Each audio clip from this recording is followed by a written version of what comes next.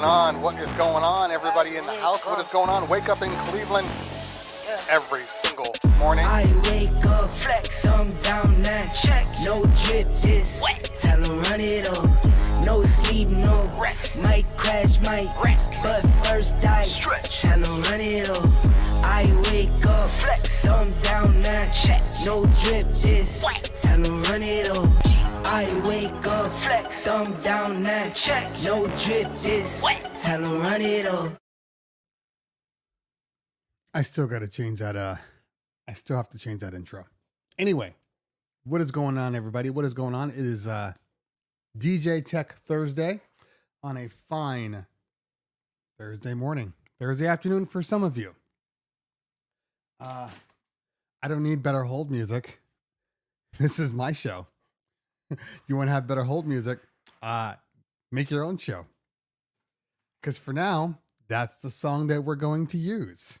If you recall, there was many times where I would have different music for the hold shows.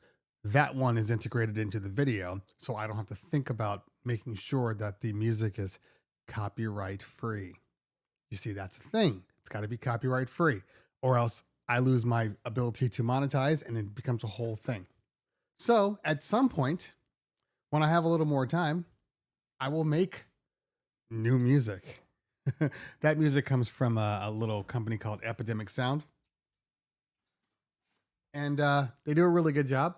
That was an easy one to throw on there and have it just kind of loop itself over. So I'm so sorry that you were inconvenienced by my hold music. But guess what? It's not the end of the world. Guess what? There's far worse things that I could be playing.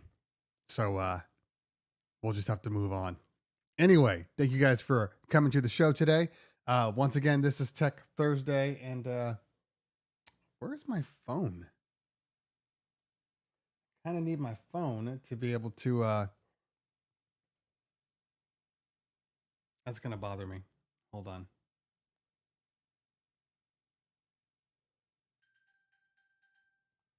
There it is. Okay, so I need to get my phone so I can turn on this light. So hold on for 1 second here.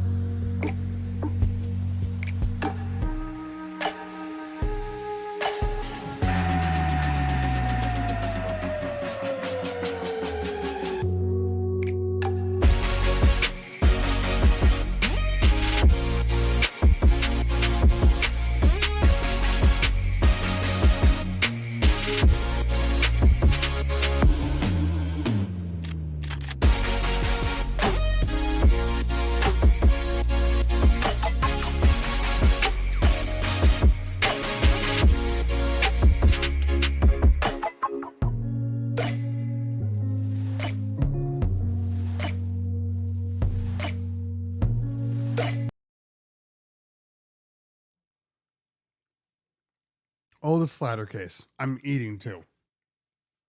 I woke up starving, literally starving. Normally I don't eat before the shows. I eat after the show. But because of my workout regimen and how hard I've been going, literally woke up starving. So I have toast that I'm eating between things. So hopefully it won't be too much of a disturbance to you guys. We know how you guys feel about the hold music, so who knows what you'll feel about me eating on camera. So it is what it is. Oh, as I was showing that last video, the Pro X case for the DDJ 1000. My God, how long ago was that video?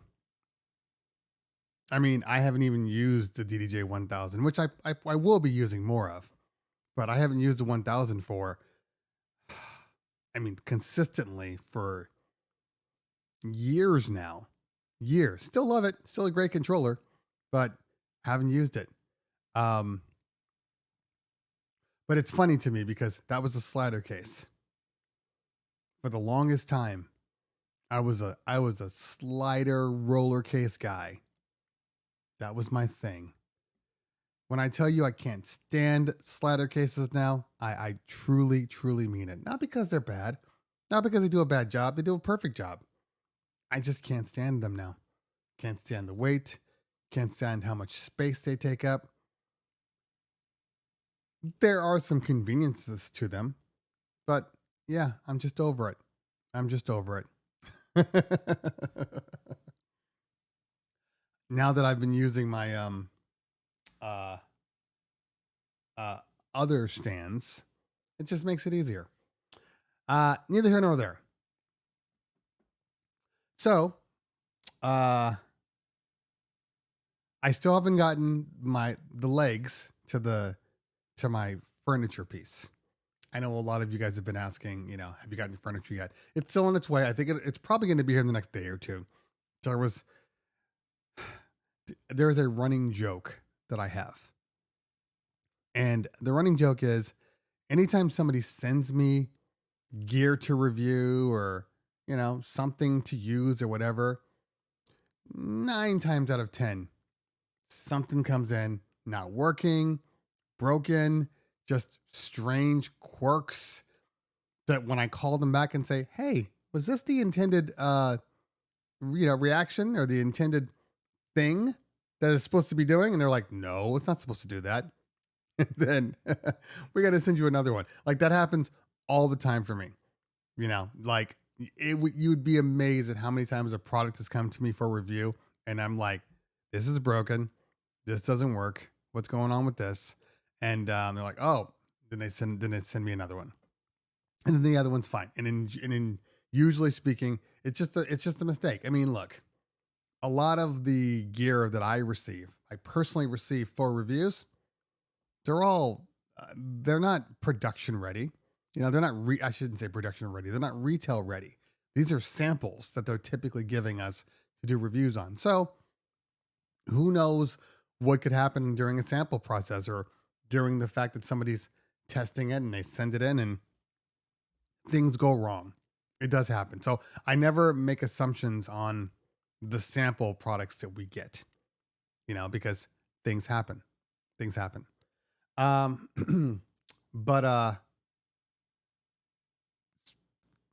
the problem is I'm legitimately jinxed when it comes to hardware. Like I tell people, if you want to know if there's a problem with your board, if there's a problem with whatever you're sending me, just send it to me.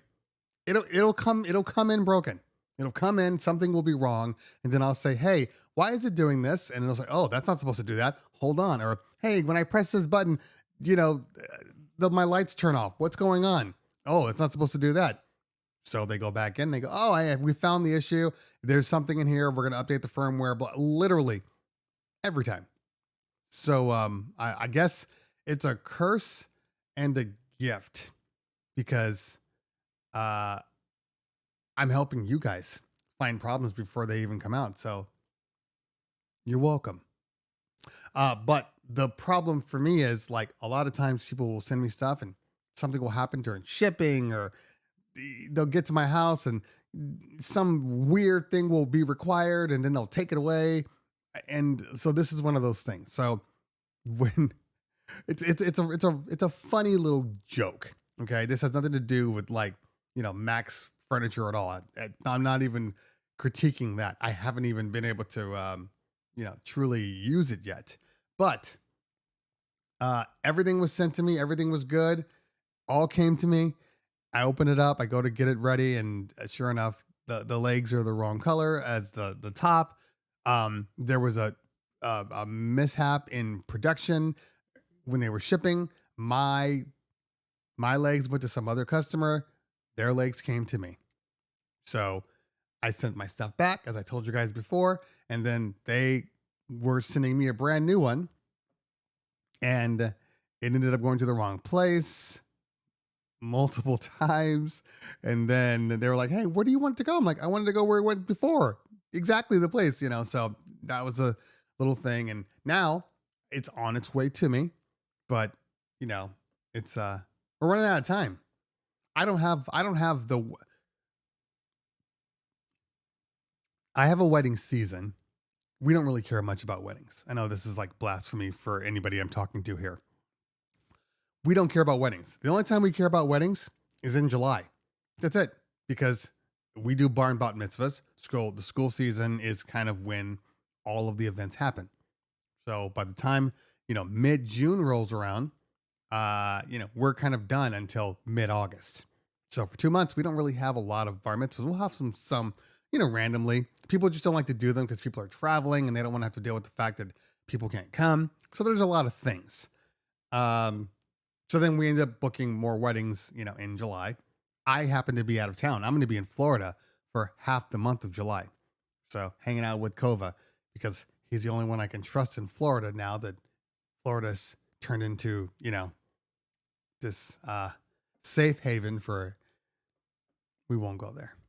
Anyway, I'm not looking forward to going to Florida. I said it last week. We'll just leave it at that. And so I don't have a lot of opportunities to use the furniture depending on the type of party I'm doing. So for bar and bat mitzvahs, there's only a certain level of or size of party that I will actually get yourself a green book. Well, to be fair, my green book is literally the Disney World area. I know everybody wants to always correct me when I say I'm going to the Disney World, and they're like, "No, it's this city." Like, it's Orlando. I'm like, I don't care. It's Disney World. Because if you've ever gone to Disney World, you'll know that whole area of Disney World is Disney World. And nobody's thinking about Orlando when they're in it's humongous. That's where I'm going. I'm going to Disney World. That's where the convention is for 2 weeks. By the way, nobody wants to spend 2 weeks in Florida. Nobody. Not even Floridians want to spend 2 weeks in Florida. And I don't know if any of you people are dads of dance children, but I will tell you this. The conventions are not really for dads. Like that's a big lie. Dads barely even need to be there. If it wasn't for the fact that our children, thanks, Matt. If it wasn't for the fact that our children want to see their parents, their dads, seeing them perform, there'd be no reason for us to be there. There'd be absolutely no reason. Because when we're there, we are legitimately just in the way. Like, this is something that, like, this is mom's thing. This is their thing. So I don't know if anybody of your are dance dads, but the way it works is, I guess it's kind of like any type of, like, organized travel teams, but it's not, because it's just a whole bunch of, like, over the top. There's makeup everywhere and, scantily clad teenagers and youngins running around, and your wife literally has no time for you the entire time. Like, she's hanging out with her friends, getting the kids ready for their next dance. So when I get to these shows, I take my iPad in, I take my anything electric that's not too bright, and I sit in the back for what is probably 8 to 10 hours. 8 to 10 hours. What do I mean by that? I mean, I just sit there and then I'll get a text message. Hey, they're going on in 10 minutes. Okay. I haven't moved from this chair, so it doesn't matter if you told me or not. I would see them on the stage. And then, I don't know, maybe a couple hours into sitting there, they say, hey, go pick up food for us. And then you go pick up food. And then you come back, you eat randomly, usually on the floor somewhere. And then they say, okay, we'll see you later. Go back to your seat. And that's it. So take that, right? Which is normally a convention, is normally a weekend, so I typically can't go on Saturdays because, we have gigs. That's the way it works. So Friday is usually the day that I'm there all day. Saturday, I go home. Saturday, I prepare for my party. Sunday, they're still at convention doing their, main instruction from all these like world class uh, dance choreographers. So I see them Sunday night. Now you go to the convention, the finals, which always happens in July. And in the past, the finals have been in Vegas. Hey, it's Vegas, right? Like I don't have to be there the whole time. I can go out. I got people, I would always pick up nightclubs to do those evenings. So it was a little more productive for me. But it's the same thing. But the finals are dumber. Now, when we first started going to finals, I didn't really think about it because we started in finals during COVID. So during COVID, they had smaller groups. Okay. They didn't want to fill up the entire hotel or whatever with just people running around with COVID and, everything on. So they broke it down. First day would be for a certain group. And then, that would be maybe the first 3 or 4 hours. And then your kids would have their 3 or 4 hours. So it'd be limited smaller groups, right? So that took 10 days. That made sense to me because I'm like, I get it. They got to spread it out because, they want to protect everybody. I understand that. But then we got out of COVID and then we went back and it was still 10 days. And I said, I don't understand why it's still 10 days. That doesn't make sense anymore because now everybody's going every day. So what's the purpose of the 10 days? Couldn't answer me. They couldn't answer me because it's clear why they do this. 10 days. If anybody's ever put on a show, anything, small conference or whatever, they're very expensive. So the way to combat that is to keep people there longer. So then you can say, well, we are going to spend X amount of dollars here for the next 10 days. So we need less on our total blah, blah, blah. Because there's no reason for it to be 10 days. There's absolutely no reason whatsoever. Legitimately, like my kids will get up, they'll go do their dance, and maybe they're there for 3 or 4 hours, maybe. And then after that, they come back to the hotel or whatever. We do nothing to the next day. It's so dumb. So now take dad, that's me, right? Who's normally in a chair for 8 hours or whatever. Now, multiply that by 10 days. And then some days, I don't even go. So I'm just sitting in a hotel waiting for them to be done with nothing to do. Like I said, at least in Vegas, you got something to do. There's nothing to do in Orlando.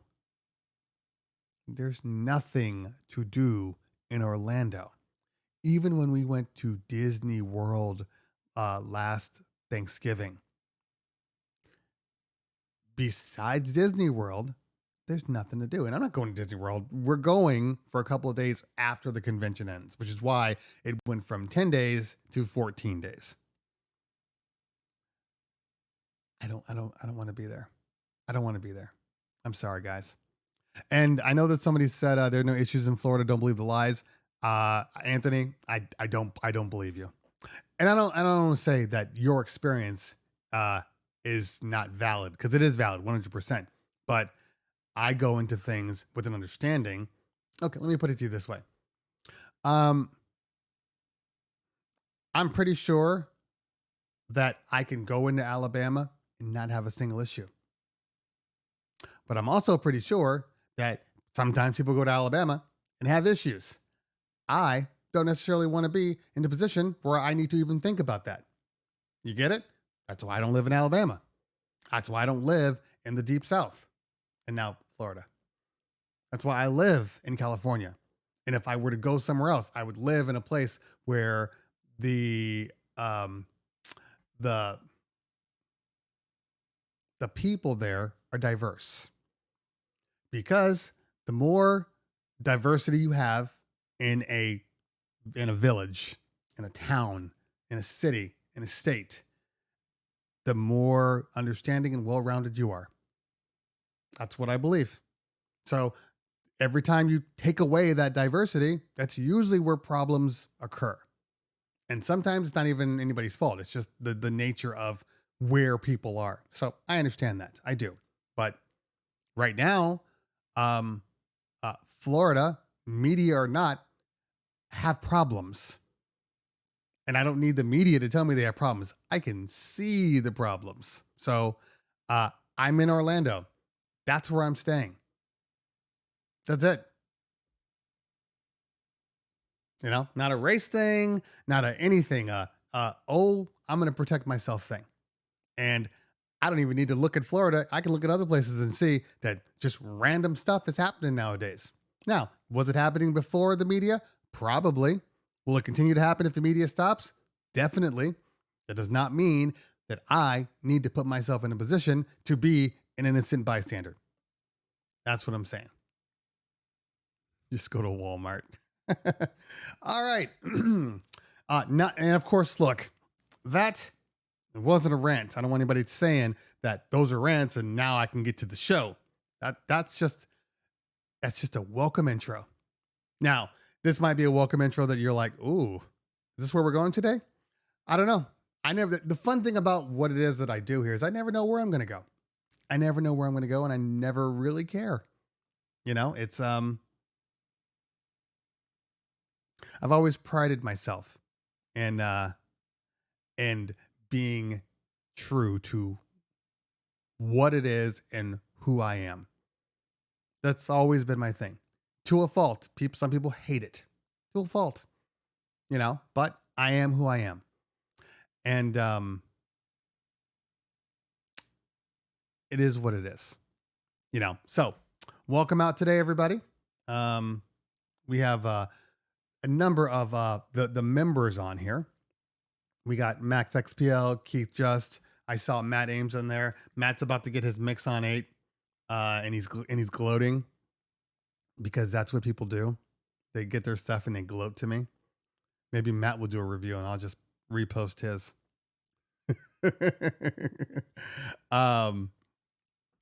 Which is actually funny because I did have a conversation with Relube yesterday. So hopefully everything's good. I think it is. Had a really, really good conversation. And but it's funny because I'm having these great conversations and then I see, you know, Instagram posts. It's like, you know, in stores now. And I'm just like, in stores? Should I just go get one real quick? But it's not about the fact that I don't have the mix on yet. It's not about that. It's about the fact that I'm always into building relationships. So I don't care if the mix on is late. I mean, in all honesty, when it's all said and done, the mix on has been out for so long that it doesn't even matter. And I don't mean that in a way that the product doesn't matter. I'm saying it doesn't matter when I do the review because it's like nobody's doing reviews. You know what I mean? It's just a weird release. It's a really, really weird release. So I see DJ J Book in the building. What's going on, fam? Good to see you. Make sure you follow J Book. He's got a great podcast that he does on Thursdays in the afternoons, evening for him. So make sure you follow J Book. It's on YouTube, and I believe it's on Twitch too. He's not like me, who just cares about the YouTube people. I kid. Okay. Les Wonder in the building. What's going on there, fam? I know everybody's saying, you know, be safe and you got to do what you got to do. Like, I get it. I know, you know, my whole family's there. And look, see, we're talking about Green Book. And if anybody doesn't know what Green Book is or what that is, because, you know, white people, I don't expect white people to understand every little thing that has happened in, you know, in Black history. But basically a Green Book was a map, so to speak, of all the places that Black people were welcomed in the South in the, you know, 50s and 60s and even before that. They'd make these books and say, hey, you can go here, you can go here, you can stay here, you can stay here. That's what the Green Book is. Right now, to this day, there are places that I won't go. And, it is what it is. So when people say, hey, it's not like the media says it is, I'm like, well, the media might blow some stuff up, but there are still a lot of facts. And I don't even need the media. I don't need the media. All I need to do is watch an interview. All I need to do. What did Dave Chappelle say? Dave Chappelle, in one of his comedy specials early on, he was talking about Bill Clinton, George Bush, and he was like, I don't need the media to tell me who these people are. I don't care about what they do. I don't care about what I care about is character. Character is the most important part. Character will tell me who you are without you saying a word. So when I see things that, governors trying to run for president do, their actions, that's all I need. That's all I need. All I need are actions. And actions tell me that's a problem. So some people might think that, can justify certain actions. Like I said, I didn't need the NAACP to issue a travel warning for Florida. I didn't need them to do that because as a black person, and now I would even say, Hispanics too, we can see it. The writing is on the wall. We can totally see what's going on. Now, does that mean that we're unsafe if we travel there? No, it doesn't mean that at all. But don't put yourself in a position where that becomes an issue. All right. Let's see here. Black Yelp. I'm Hispanic. There is no writing. Okay. Really? You think there's no writing? Last time I checked, half your Hispanic population had left the state because of the laws that are put in place right now. So there's no writing. That's what we're going to believe here. Fine. It is what it is. But they tried that same thing in California with the immigration and the illegal immigrants working here. They tried the same thing. Everyone is coming here. Okay. They tried the same thing. And you know what happened? It failed because the reality of the world that we live in is you need people that can work hard and accept lower pay because without black people and white people are not going to do those remedial jobs. It's not going to happen. And it is what it is. So in California, we just stopped because it was dumb. It was dumb to say, no more illegal immigrants, blah, blah, blah. You're going to get fined. You're going to get penalties. That screwed everything up. And then they realized how much of an impact that Latinos had on the California economy. And they changed it. Everyone is leaving Cali for Texas. No, they're not. That was before. A lot of people were leaving California before. But now, Texas, with their crazy gun laws and there's a lot of stuff. We don't need to get into that. Just know that, look, there's a problem in the nation. And I'm not even going to specify little states and little things. There's a problem in the nation. That's it. I don't need it. I'm not taking a blind eye because I can see it. There's a problem. We have serious problems. Not even media related. We just have problems. Okay? Just factual things. Because I know the argument is always the same. No. We don't have problems. In my neighborhood, everything's great. If they just showed this, you would know that there are no problems. In my neighborhood, everything's great too. Okay? I get along with all of my neighbors. All of them. But you know what else I know? I know that 4 houses down, there is a very obvious racist that is tolerating me being here. I know that. Does that mean that my neighborhood is bad? No, because people are people and they're going to do what they do. And I don't need everybody to like me or appreciate what I do. I don't necessarily, admire some things that people do around theirs. But the reality is we can't sit here and act like things don't exist because I'm in my bubble and we don't have problems in our bubble. There's lots of bubbles. And you can't just sit there and say, in my bubble, everything's good. So that means I'm going to take my bubble and I'm going to expand my bubble to the entire nation. So if my bubble's fine, everybody's bubble's fine. That's just not the truth. And I just wish we would look at the world like that and realize that everybody's experiences are different. So for people to make blanket statements is just naive at best and ignorant and hateful at worst. That's just the way we are. Anyway, okay. Come to Canada, says DJ Lab. I love Canada. I honestly do love Canada. I love me some poutines. Good times. Yeah, we had the best time in Canada. Honestly, we did a couple of bar mitzvahs out there, and it's a beautiful place, And people are legitimately nice.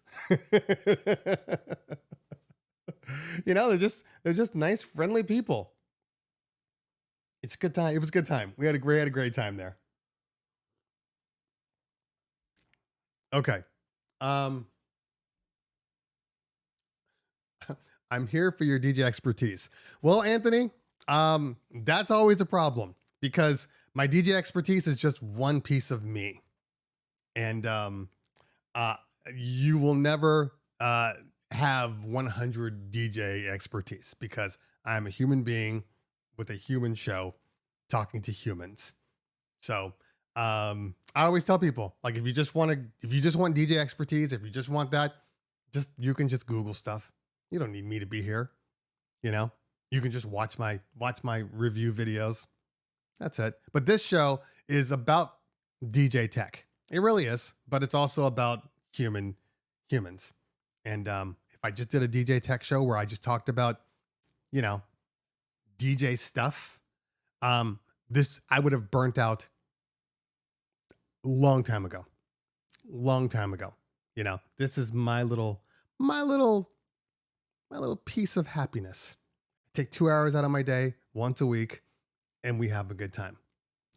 Just a whole bunch of people like sitting in a group. This is how I honestly think about this when I'm looking at everybody here. We're sitting in a group. We're in a circle and we're just having a conversation. And every so often, somebody will say, "Hey, what do you think of that mix-on?" And be like, "Oh, the mix-on. Okay." And we'll talk about that. And then we'll talk about something else. That's the joy of being people. Because even when I go to tech shows,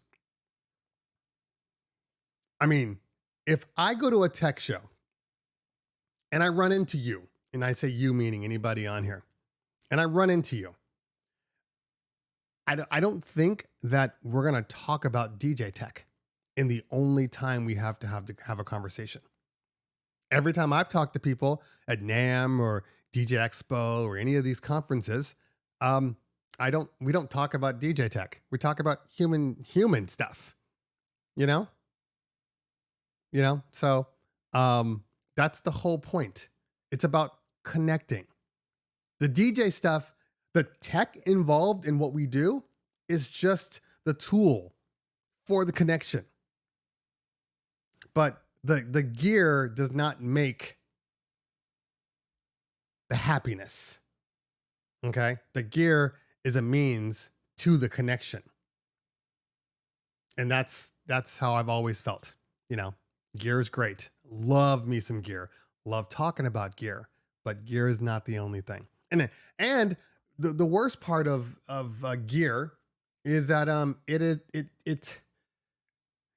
it clouds the most important part of DJing, and that's the love for DJing. That's the skills required, the skills involved. People will buy gear, or they'll focus on the gear, and they won't focus on, okay, but what about the actual art of DJing? What about the people you're DJing for? What about, the impact that you are making on these events? It's not your gear that's doing it. It's not your gear. It's you, you know? So if anybody is successful at this DJ thing, right? It's not because of the gear. It's because of you as a person, your drive, your work ethic, what you do to make yourself a better person. I did a finalization meeting yesterday, and the party's not until, I think it's like 2 weeks away, June 3rd or whatever. So we're going through it. It's a very different kind of event. It is a bar mitzvah, but like it's all the way up in Lake Arrowhead. And it is like we're doing the ceremony sound, and then we're doing the sound for the event, but it's really low key. It's really low key as far as just the stuff they're doing. Like we're not the focal piece. And we're talking, and I'm talking to dad and mom and the party planner, and I'm like, okay, well, we can do this and we can do that and blah blah blah. And at the end of the Zoom meeting, the Google Meet, he says, "Are you going to be there?" And I'm like, yeah, I'm going to be there. I'm your guy, and I have a MC too, but yeah, I'll be there. So after the meeting, like later on in the evening, the party planner emails me, and she's like, "I just want to let you know that we spent another 5 minutes just talking about how much they liked you, how comfortable and how safe they felt knowing that you're going to be there, because, there's a knowledge, okay? So that's always a thing, but there's also a love for what it is that I do, a willingness to help that becomes obvious. Okay. I've seen a lot of DJs out there, and a lot of DJs operate off of ego.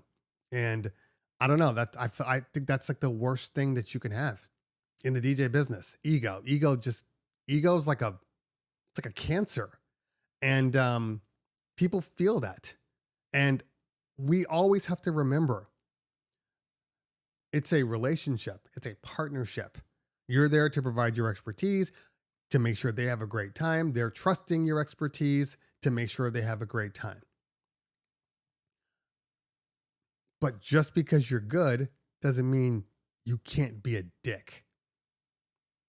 And I know a lot of people that it's the so-and-so show. It's not about the party. It's the look at me, look what I can do show. Okay. Are they good at what they do? Yes. But does that leave a bad taste in your mouth? Absolutely. When they're like, "Oh, he was good," they're like, "Yeah, it was just, it was a little much. Like he was just a little over the top. Like he kept talking all the time, and he kept, doing this and doing that. And he was kind of mean to my party planners. And, when people would talk to him, he would just kind of give them attitude." Like, these are all the things that I hear all the time, all the things, we do, like I said, we do a lot of events, and it's always funny because people look at the numbers, because we do like 500 events a year, but this is California. We're in Southern California. Okay. This isn't like your everyday place that has parties, throughout the week. Like, that's only on the weekends that we do these events.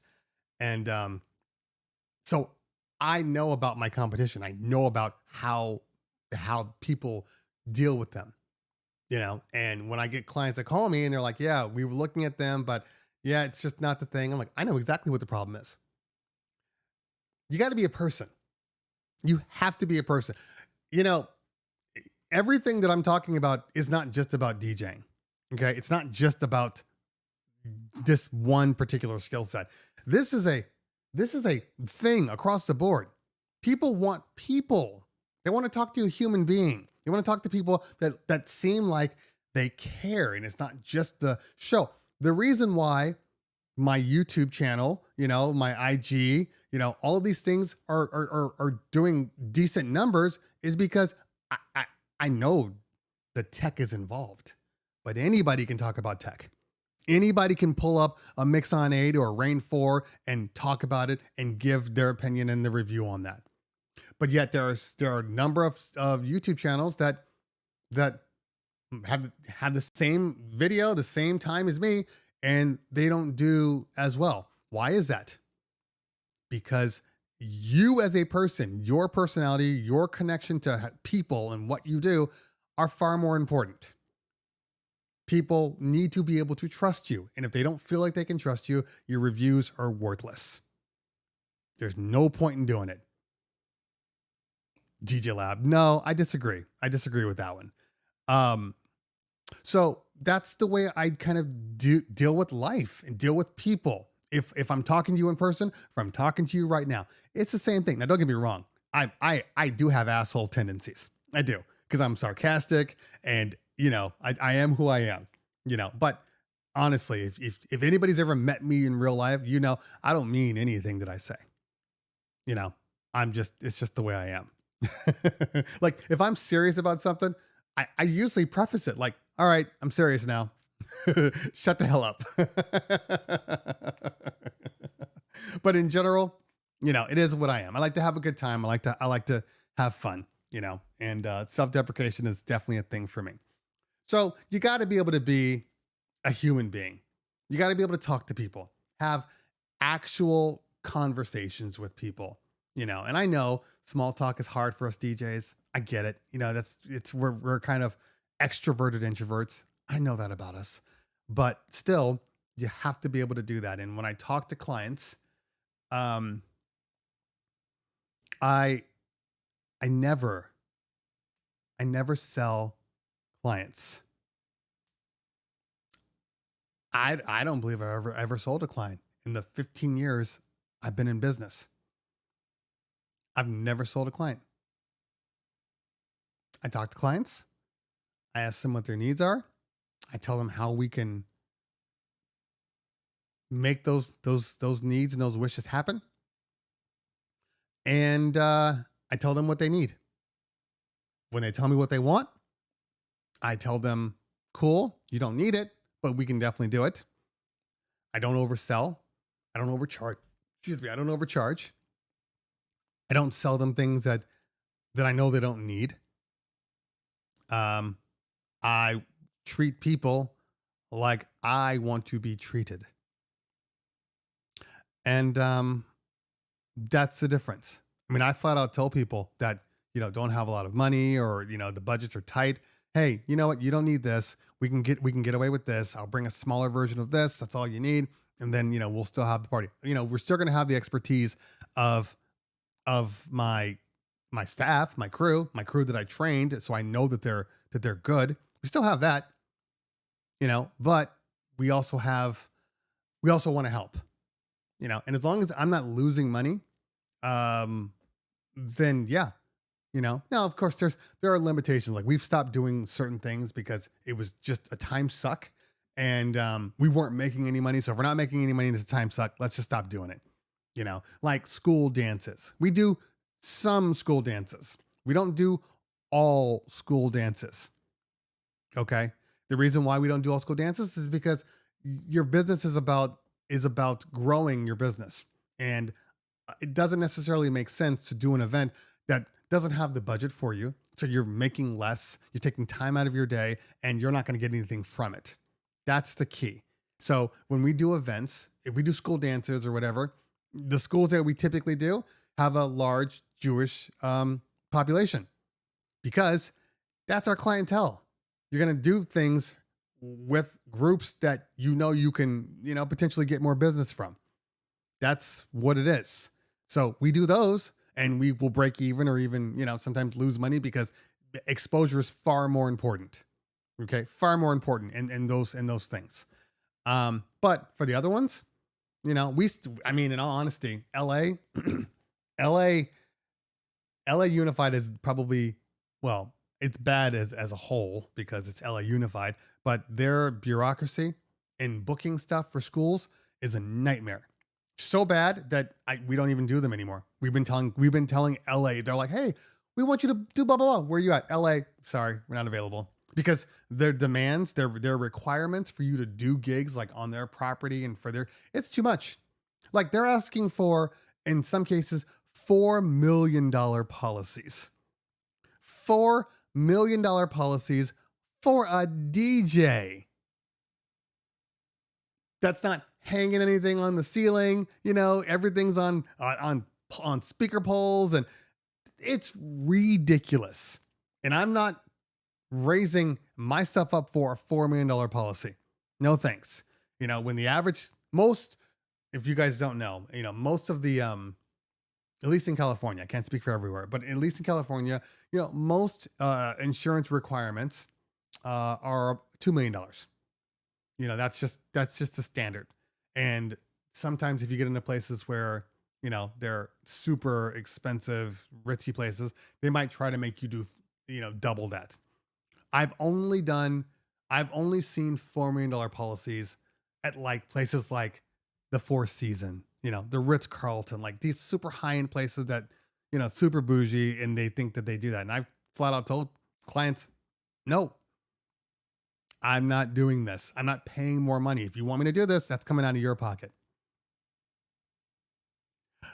Speaking of clients and school dances. So yesterday, I think it was the day of like just crazy people, because all my conversations yesterday were of legitimately just crazy assumption human beings. And that's one thing that I will tell you about this new generation of human beings.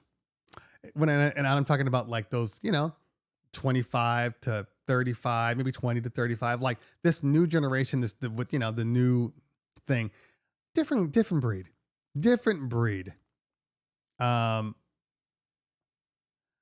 We're doing a school dance and she's like, yeah, it's at this place. I'm like, okay, cool, blah, blah, blah. And it was a while ago.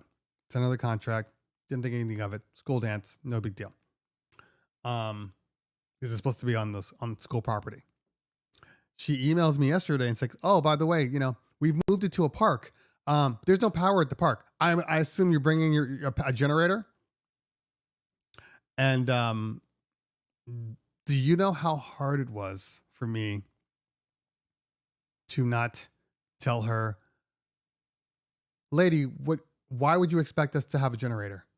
Why would you expect for us to bring a generator and not charge you for a generator? Like, that's just naive thinking. It's not even realistic. You know, that's like walking into a building and they're like, oh, by the way, there are no lights in the ceiling. We're going to need you to bring your lights in. And, you know, it's like, no, nobody's doing that. Audio One in the building. What's going on, fam? Catherine Miller in the building. What's going on, girl? Philip Tan. Again, DJ Lab, Matt Ames, Matt XBL, The Ruckus. I got lots of people. Spend all my time talking. I did speed up my my commenting system. It's on ultra low latency mode because I feel like but I can see comments coming through, but like if I'm in a conversation, sometimes the comment will come in late and it's already delayed. So then it was just weird delay thing. So now we should be good. Yeah, a generator. A gas generator is just dumb. Kylie in the house, what's going on? So I politely said, no, we don't bring a generator. And that's probably something you should have mentioned in the first place. So we could have at least prepared. They just make assumptions. Now, fortunately for me, I have a Ford F-150. It's only a 2-hour event. So if push comes to shove, I'm gonna bring my Mackie Thump Goes now. They lost out on this. My Mackie Thump Goes. I will bring my X5 wireless box with my Shure SM 57 wired microphone. Put that adapter on. Call it a day. And the only real, and then I'm gonna bring the Newmark Mixstream Go, which is Mixstream Pro Go, which is right here. I might actually bring both my Denon Prime Go and this guy and do a test. I'll run them side by side and see and really see how long the battery's lasting in these new ones. Yeah, the only issue I have, the only issue I have is the printer. Uh Still no firmware update. It's on its way, DJ Lab. It is on its way.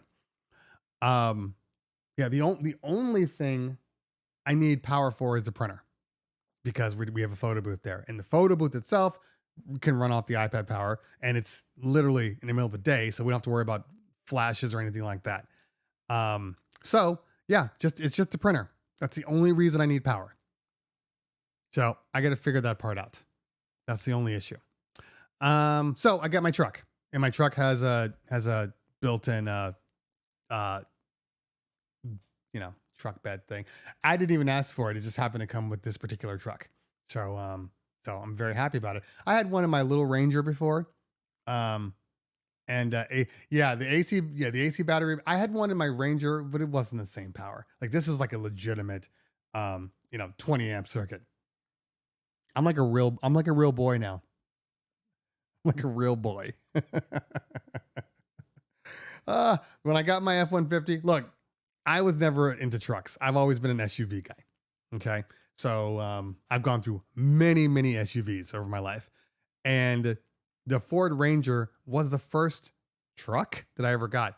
And it was a good truck for me. I actually did appreciate it. Too small. Didn't realize how small it was until I started loading equipment in there. And especially because I had a motorized truck bed. So that took up a lot of space anyway. So when I got my F-150, it was like a breath of fresh air. I have so much room. I have so much room.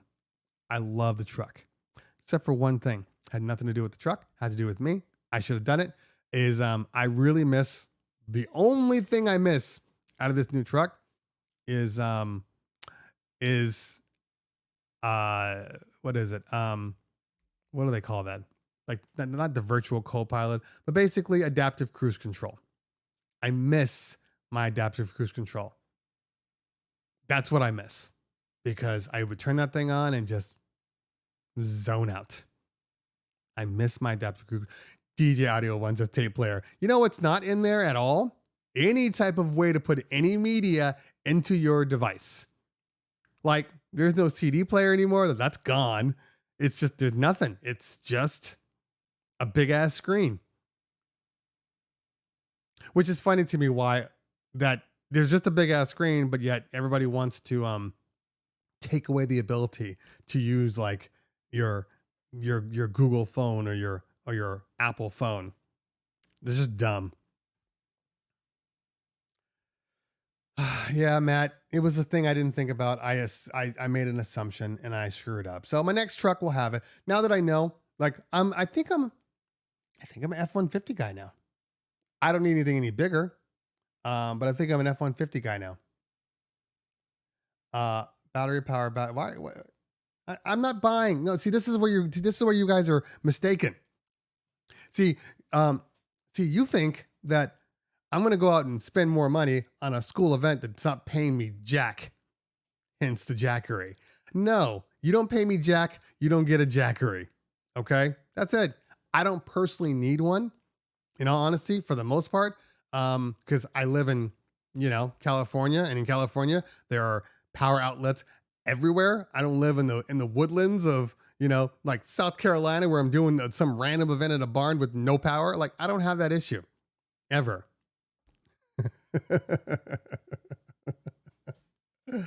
So, yeah, I'm not spending any money I don't need to spend. And by the way, I know the jackeries, they're not cheap. I do know that. Hold on.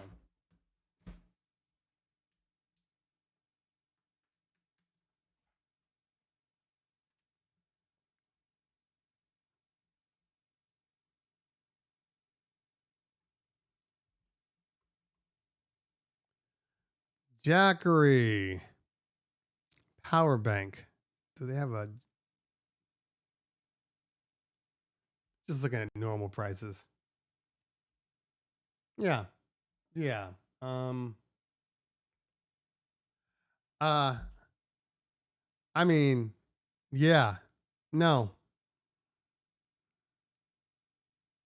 Yeah, no. Now, yeah, now nothing wrong with the Jackery. And if I'm doing a wedding in the backcountry, great.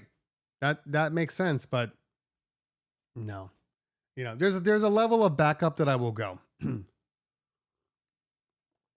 There's a level of backup. And the only backup I don't bring generators. And I don't do generators because I don't do generators.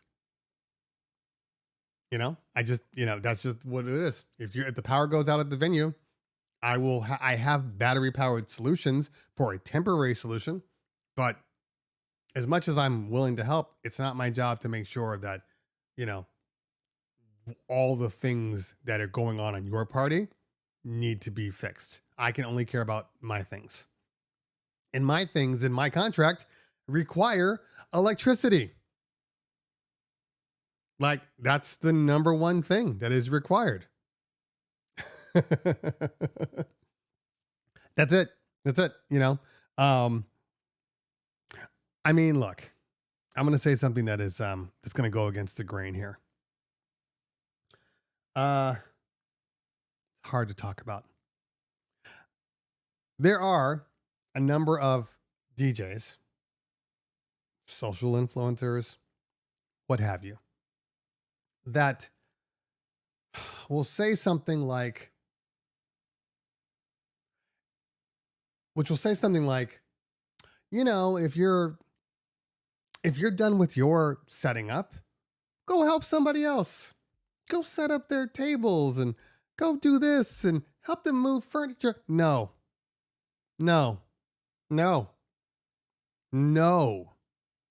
I'm a team player, but that's not me. That is not on me that your venue, the person you booked, the whatever, the party planner, it is not on me that they did not make the educated assumptions of bringing enough people to do what they need to do on their events. No. Nope. Because I've had people try, hey, can you send your dancers over to go move that furniture? No. Come on, we're all a team here. No, we're not a team. You thought you could take advantage of me and not have to pay people for the work that needs to be done. No, that's not a team. We're not a team then. The team says, okay, everybody's responsible for doing what they're doing. And if everybody does their job, then everybody's going to have a great party. That's it. I've never agreed with that, with that scenario. Help people out. Look, if a dude walks up to me and is like, hey man, do you have an extra extension cord I can borrow? Sure. Hey man, do you have any tape? I got to run some tape. Sure. Hey, one of my RCAs are dying or my battery. Sure. Hey man, you think you can come over here and cook the food? No. I got some dishes that need cleaning. No. Can you set the tables? How? I'm a DJ. I don't know what to do. No. You have experienced people to do that. All I know how to do is plug in my adapter into the wall. That's what I know how to do. I know how to hit the cue on my controller. That's what I know. Do not restart now, Windows. This is the problem with Windows. Let's see, snooze. It didn't tell me how long it was snoozing for. I guess we'll find out. Yeah. Key just says, nobody's going to help you break down. I've never seen it. I mean, if we were all a team, if we were all a team, then the dance floor person or the people bringing in the furniture wouldn't pull up to the effing venue and block out the way so you can't even move your own truck in. So now you got to walk an extra, 200 yards because there's no way to get to no way to bring your vehicle up. That's a team. That's a team I can get by. Leave some space for the DJ to move his stuff out.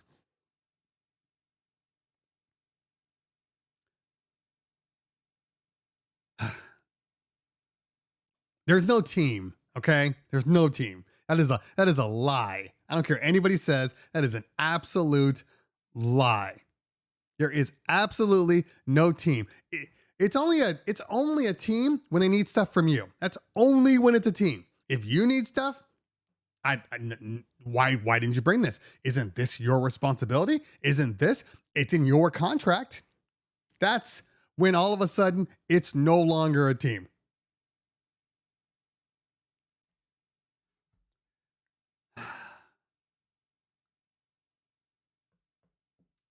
Okay. Now, nothing wrong with trying to be helpful. Nothing wrong with that. But I would never tell people to do that. It's asinine to me. I don't personally understand why people would spend the time to even like shoot a video and post it and say things like this. Because then people are like, yeah. Like they think that, oh, because you're being helpful, that's going to get you more business. That has absolutely nothing to do with your business. And you can respectfully tell somebody no. You can respectfully tell a party planner, no, I won't do that, and still get business from them. You know why? Because the whole point of my job is to make their job easier. That's my job. I always tell party planners when they're like, well, do you do this? But I'm like, you know what? Look, we did the schedule. I will follow the schedule. You know, if things come up, I will let you know. I will let you know. But the bottom line here is I'm going to make your life easy. You're not going to have to do a thing tonight, at least not with us. We will handle everything. That's my teamwork with you. We will make you look good. We will make this party so good that the next client, it's like, hey, I want to book you guys. What do you want? I want everything that my friend had because that was perfect. That has nothing to do with the party planner. That's because we rocked and made their lives look easy. That's why now we have specific party planners that book us on every event because they don't have to do anything. They make the room look pretty and then they can go on cruise control. That's the whole point. That's my partnership with you. That's my teamwork with you. I'll make you look good. Stay out of my way and I'll make you look good. Don't F me on some stuff that, you know, you just decided and I'll make you look good. That's it. That's it. It's fairly simple. Because if everybody does their jobs, then there are no problems.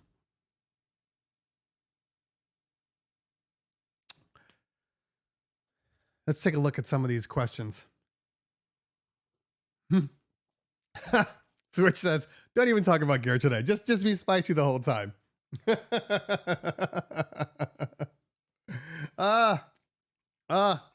I'd have people, hey man, love what you're doing. But if you don't mind, could you just...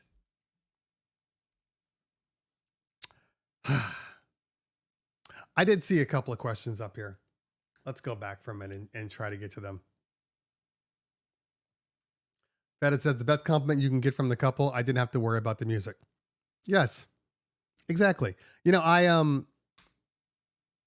my favorite part, in all honesty, and we get this a lot, is when, because we send the music questionnaire out to people. Hey, you know, give us the songs you like, songs you don't want to hear, blah, blah, blah. And what I love is when they skip the whole thing and they're like, just do your thing. Like, thank you. We know you guys are good. I would rather trust you than to assume that I know what's best for my party. Just do you. Everybody wins. Everybody wins. Because when I can just do me, party's going to go a lot better. All right, let's take a look at some questions here. If the people are still here. I saw Chessbro DJ Service. He says, hi. He was the first comment. He says, hi, I get to watch you for the first time. Thank you for all your help. He's probably watching this video like, oh my God, this is not what I expected. I didn't think he was going to be militant.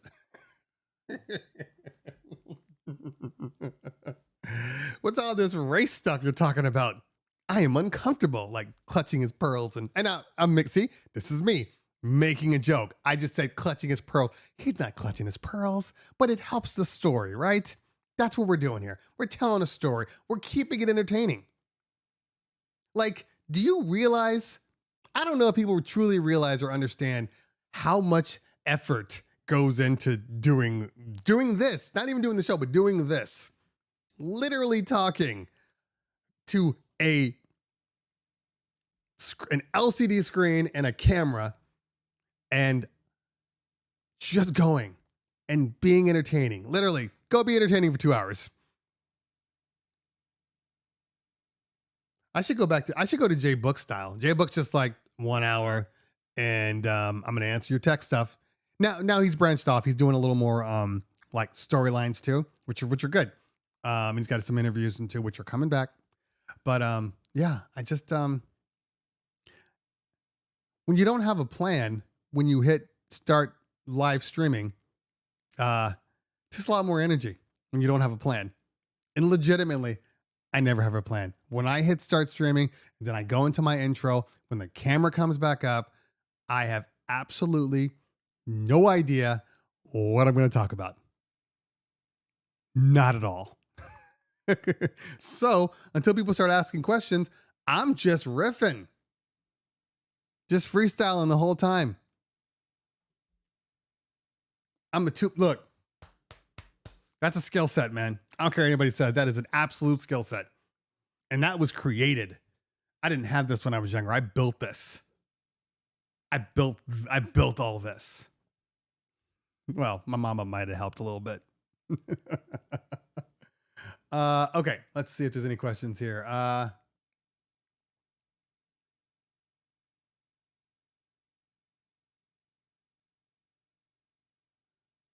Did you and your customer at your legs meet up? No, we did not. We were going to, but then it it all changed. Okay, let's see here. If there are any questions.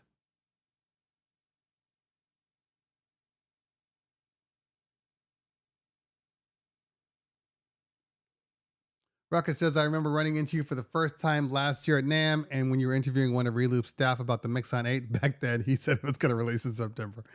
Yeah. A little delayed. A little bit. Okay.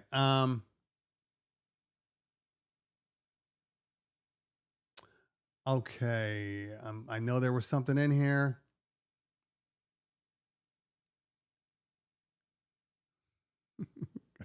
I'm looking at some of these comments. They're hilarious. Okay.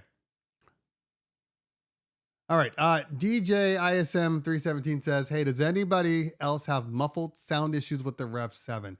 Can you be a little more specific on the muffle? The muffle coming just from out of your master gains, out of your microphones.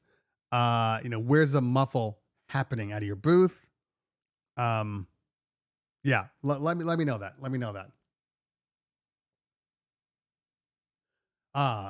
M Dizik says, what do you handle? I think, how do you handle a situation where an inept wedding coordinator is making you look bad? That happens a lot more than you think, because obviously we know that anybody can be a DJ and anybody can be a party planner. Like, we know this about the world. It's easy to spot a bad party planner, like, immediately. Typically it starts with their emails. You just look at them going, ugh, you're trying too damn hard. If the only way they can really make you look bad is just a couple of different ways. One, by, changing the food service, bringing the food out early or late when they told you it was coming out a certain way. Making you do things that go against the party. Actually, my partner just ran into this at his wedding this weekend, because there's one thing that I don't understand. Because when we do bar mitzvahs, which are a really large production, okay, I would say in some respects it's far larger than a wedding, but let's just make them equal footing. The way we break out the schedule is so you avoid having too much sitting or too much dancing. Okay. And we've got it down to a science where the flow is great. So by the end of the night, when it's 11 o'clock or midnight or whenever that party ends, the people are like, I have had enough fun today. I've danced as much as I'm physically capable of or want to. I'm ready to go home. But for whatever reason, when you go to a wedding, first off, they always make the weddings longer. And there's a reason that the weddings are longer. It has nothing to do with needing the time or formalities, because there's a lot of formalities in bar mitzvahs. It has nothing to do with that. The reason that people need longer time for weddings, because, like our normal bar mitzvah is a 5-hour window, 1 hour of cocktail, 4 hours of party, more than enough. Weddings are typically, 6 hours. Like I need it to be 6 hours. Like that's the going rate. The reason that they do that is because of bad scheduling, bad schedules. And what happens is, after you go to the grand entrance and you do the first dance or whatnot, and most of the time, if you don't give your input, the schedule will be like, okay, grand entrance and first dance and then dinner. So they give you like 10, 15 minutes to do the opening dance set. Then you do dinner. Now they want to bring out all the courses at the same time. Okay. First course, second course, even dessert in some respects. Maybe not always dessert, but at least first and second course. Now, first and second course, no matter what you do, if it's a medium-sized party, that's an hour. That's an hour that the people are going to be there. And maybe they do some speeches in between. Maybe. So you already have people sitting down basically, because you can even remove the 15 minutes because they're not doing anything in the 15 minutes. They're sitting down. So for say an hour 20, an hour 30, people aren't doing anything, right? They're sitting and eating. You know what's very hard to do is get up when you've been sitting and eating for an hour and a half. And not because you're not physically able to, but at a certain point of a night, when you have done nothing, it actually wears you out to where you don't want to do anymore. Like, no, I'm good. So the reason that the parties have to be longer is because there's no dancing in between things. And there's opportunities for dancing. Like, for instance, when the salads come out, okay? People eat their salads 15 minutes, maybe 20 minutes tops. Their salads are done, okay? There's an opportunity right there to get at least a 20-minute dance set. Right there. How do I know this? Because it takes the hotel, the restaurant, whatever, about 20 minutes, sometimes even 25 minutes to clear the tables and prepare for the main course. So when they're just sitting there doing nothing, it's literally just sucking all the energy out of them. So when it comes time to actually dance, they did the cocktail, so they got a little buzz at cocktail. Now they've just been sitting. Now their buzz is wearing off, and they don't want to do anything. So dancing starts out. You get some people on the dance floor. The people that don't want to dance because they're just tired, they go to the bar, they get some drinks, whatever. An hour later, they're finally like, hey, I'm ready to dance. So by the time they're ready to dance, the party is coming to a close in a normal 5-hour window. So you need that extra hour because people didn't feel like they got a chance to let loose. But the only reason why they didn't let loose was because of poor scheduling. You fix your schedules, and trust me when I tell you, we've tried. We can't fix them. It's like a thing. It's like blasphemy to change the direction of the schedule in weddings. That's why they need that extra hour. If they had a better schedule, they'd be fine. But they don't. But they have shitty schedules, and this is what happens. Okay.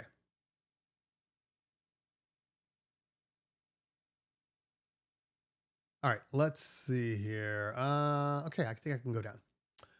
All right. I don't want to miss anything, so I wish there was a way to make a mark. but there's not. So let's see where I ended up. Okay. Uh,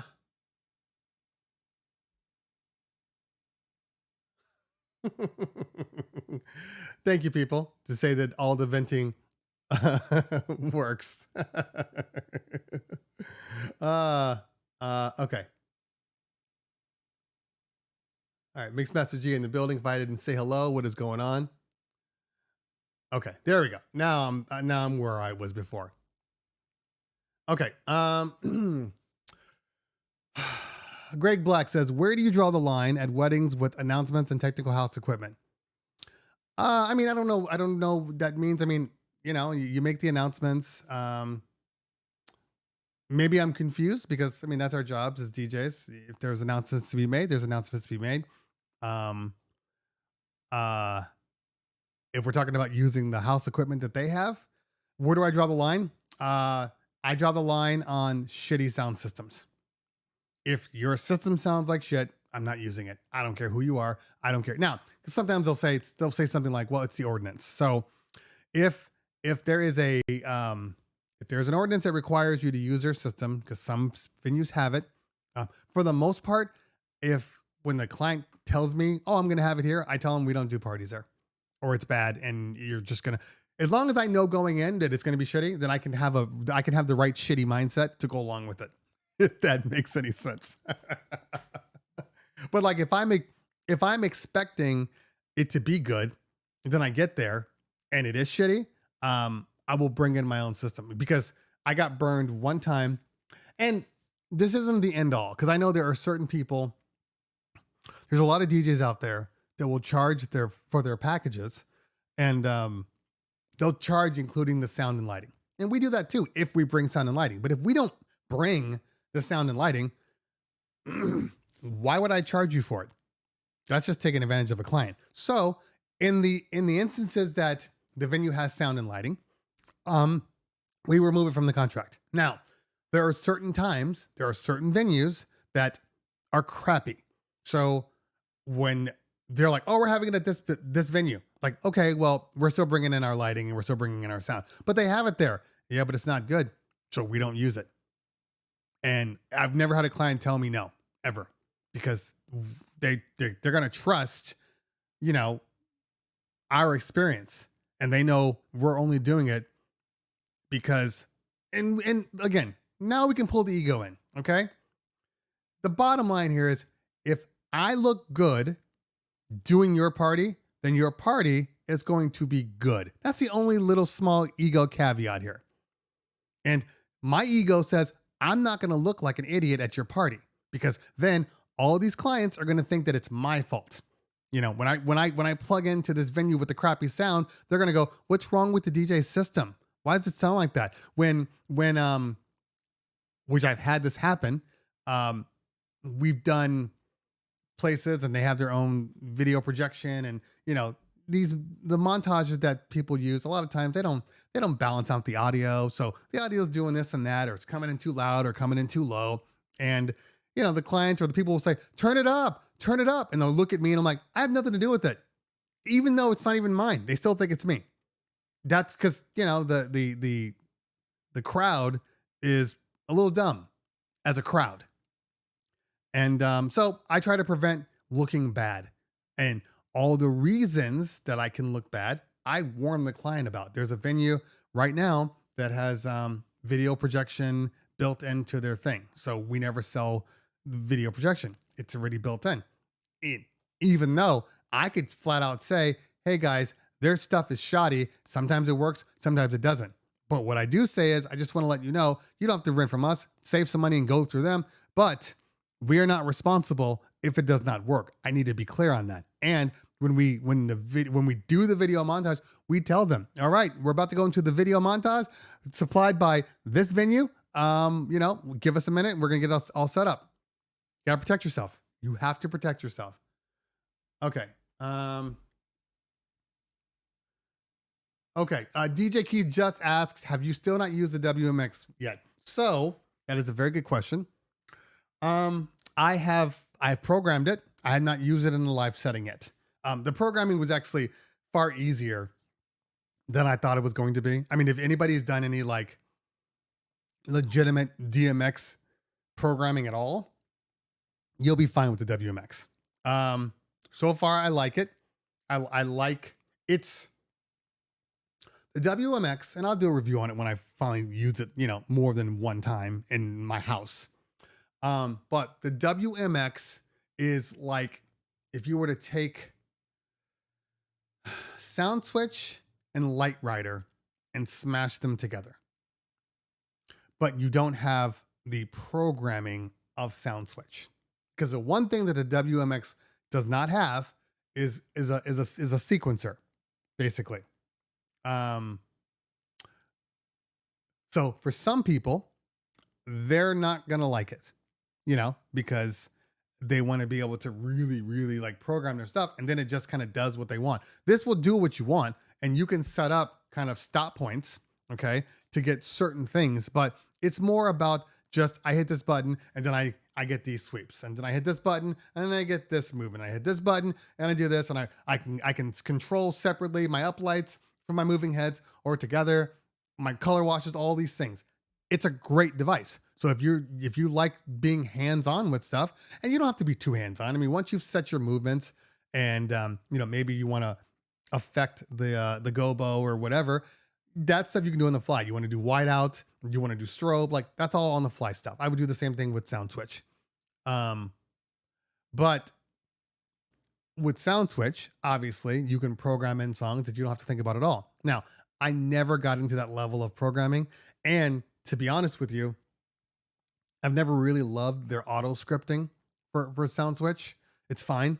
It does the job. There's definitely a specific light design style that they're going for, because no matter how fast or slow you make it, the lights are always operating at kind of a slower movement. Still a great device. And if you do want to program, like I have a couple of songs, I didn't program everything, but I programmed things like the horror. Like I have certain horror songs that when I drop them, the lights dramatically change. Okay. And I'll do one for like anyway.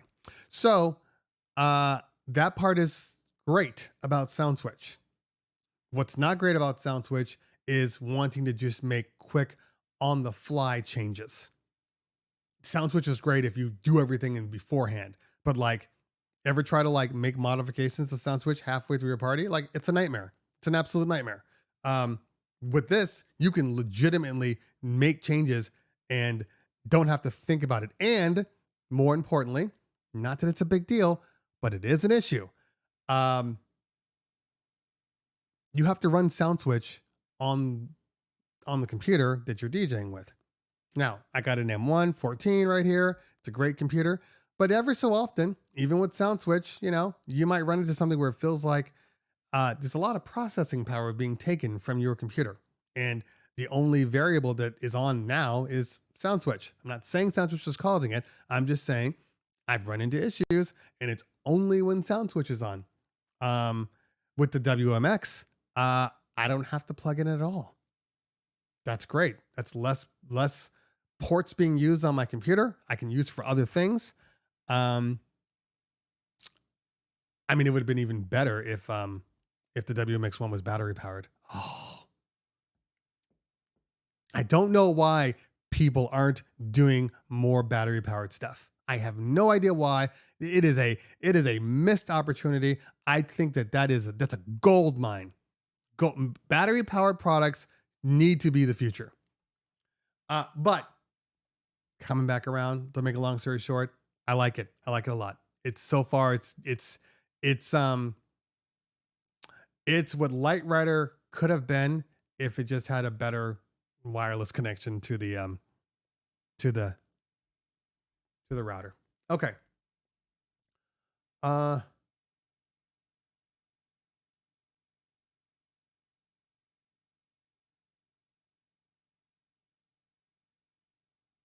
What did Matt say? He has 2 of 2 here.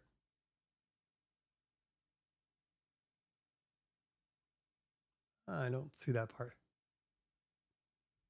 Okay. There we go. Any tips for working with impersonal vendors? Introduced myself to a videographer Saturday, almost no emotion. He had officiant mic'd up for recording. and I did for projection. So I asked him if that would cause him any issues. He was like, nope, mine is internal only.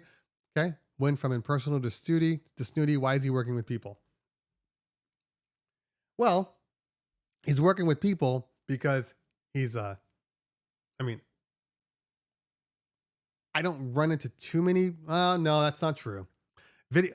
So what I have learned that photographers are typically easy to work with. Yeah, they might have egos because I'm this world-renowned photographer and blah blah blah. But in general, they're typically fine. The problem is always the videographer. I don't know what it is about videographers, but most of the time they're first off, they are, it's not that they're difficult to work with. They're almost like they're nerds. And not the good nerds. They're the bad nerds.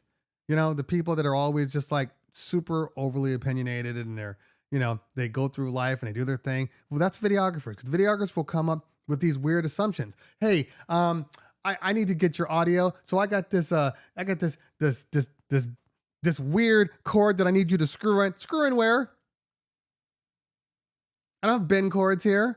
I don't have, that's not what this is. Hey, I need to get audio. Where can I plug in for them? I got XLR and I got RCA. Oh, XLR? Wait a minute, but you don't have this? No, I don't have that. You have an XLR adapter? Especially when I was using my passive system. And they were like, well, what do you have? And I'm like, I have RCA. RCA? But I don't have that adapter. How is that my problem? Like, how is that my problem? First off, you could have called, could have emailed. And ask that question. That would have been a simple 2-second question, Secondly, it's your job to have the adapters for everything, not mine, because I don't typically bring a mixer because that's what they're looking for. But they can kick rocks. Now that I'm using a powered system, I'm always like, just plug right into the speaker. Get your sound from there. Leave me alone. Or put a microphone in the speaker. I don't care. But don't expect me to have everything for you. I get this from like LED guys too, who do the LED walls. They're like, we need to get sound for the video montage. I'm like, okay, cool. I'm RCAN. That's what my aux says. What do you mean? I'm RCAN. We don't have that. How is that my fault? Like, I've gotten to a point now where I'm just like, I guess there's no montage then, because what am I supposed to do? Anyway. Okay. Yeah, I mean, Matt, I think the whole point was, what he was saying is, since he's using internal, he's probably using like a DJI or something like that, that the way they're positioned, it's not really going to bleed in there. And the DJIs are really good about really ignoring a lot of that sound. And he run a noise isolation on it. It's 2023. There's so many options here. Okay. Oh no, where did it go? That's why New York and New Jersey have been getting it right for 30 years. We have little downtime as possible. People, then we get them up and they sit down to eat and then we get them up. Yeah, that's fantastic. And that would make a lot of sense for New York, considering it is also one of the largest like bar mitzvah capitals of the world. Same thing. And the other thing can backfire too. These people who say, oh, well, we're going to front load everything. And then we're going to do all the speeches, the video montage, everything. They're going to eat, and then they're going to dance. That doesn't work either, because people need to take a break. This 3.5 hours of full dancing, yeah, you can do it, but it's not the best thing for your party. You're definitely going to burn some people out, and people will be leaving early. If I dance at a party for an hour straight and dessert has come out and everything, all the formalities are done, I'm like, I'm cool. I drank, I danced with my girl for an hour.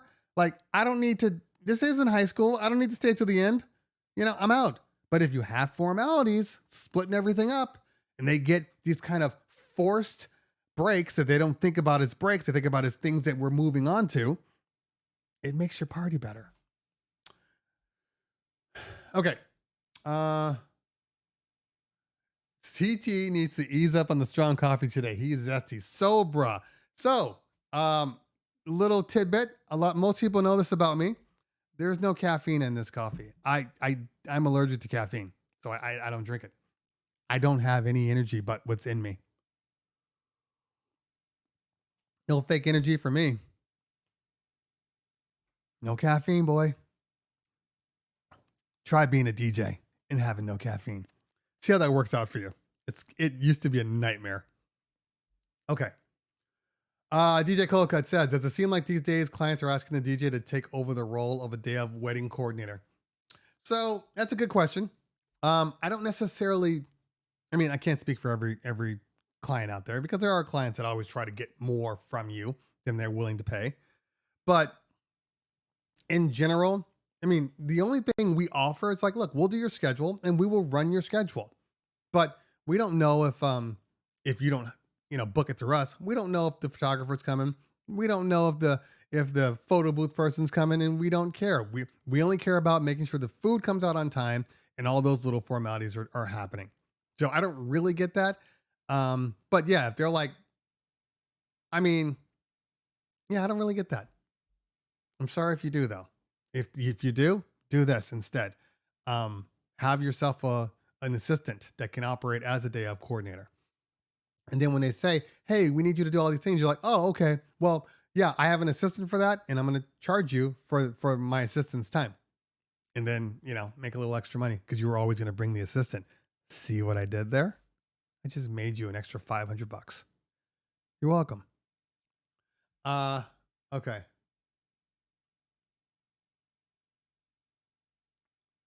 Oh, Max, the non-control of the audio. I hate,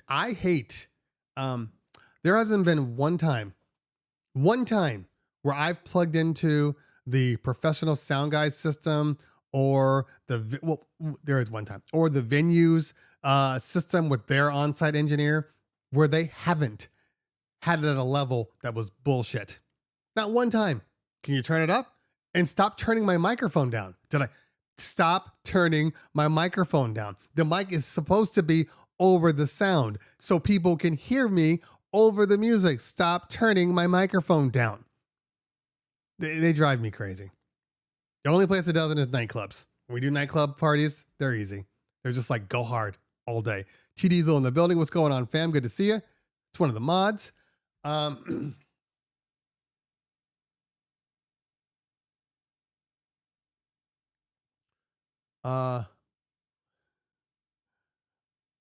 Okay, let's see. Any value more opinionated? Yes, they are. They really are. I swear Cleveland is talking about me. I'm a videographer too, so it's Kylie. It takes us a very special person to be a videographer, in all honesty. It really does. I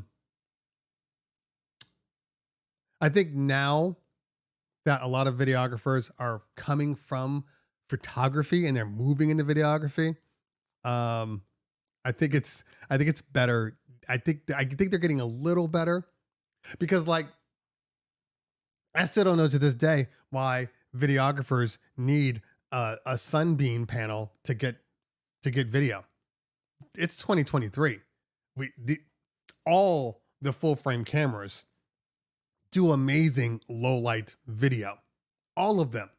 Why do you need a sunbeam? Why are you ruining my dance floor with this big ass bright light? I don't need it. You don't need it.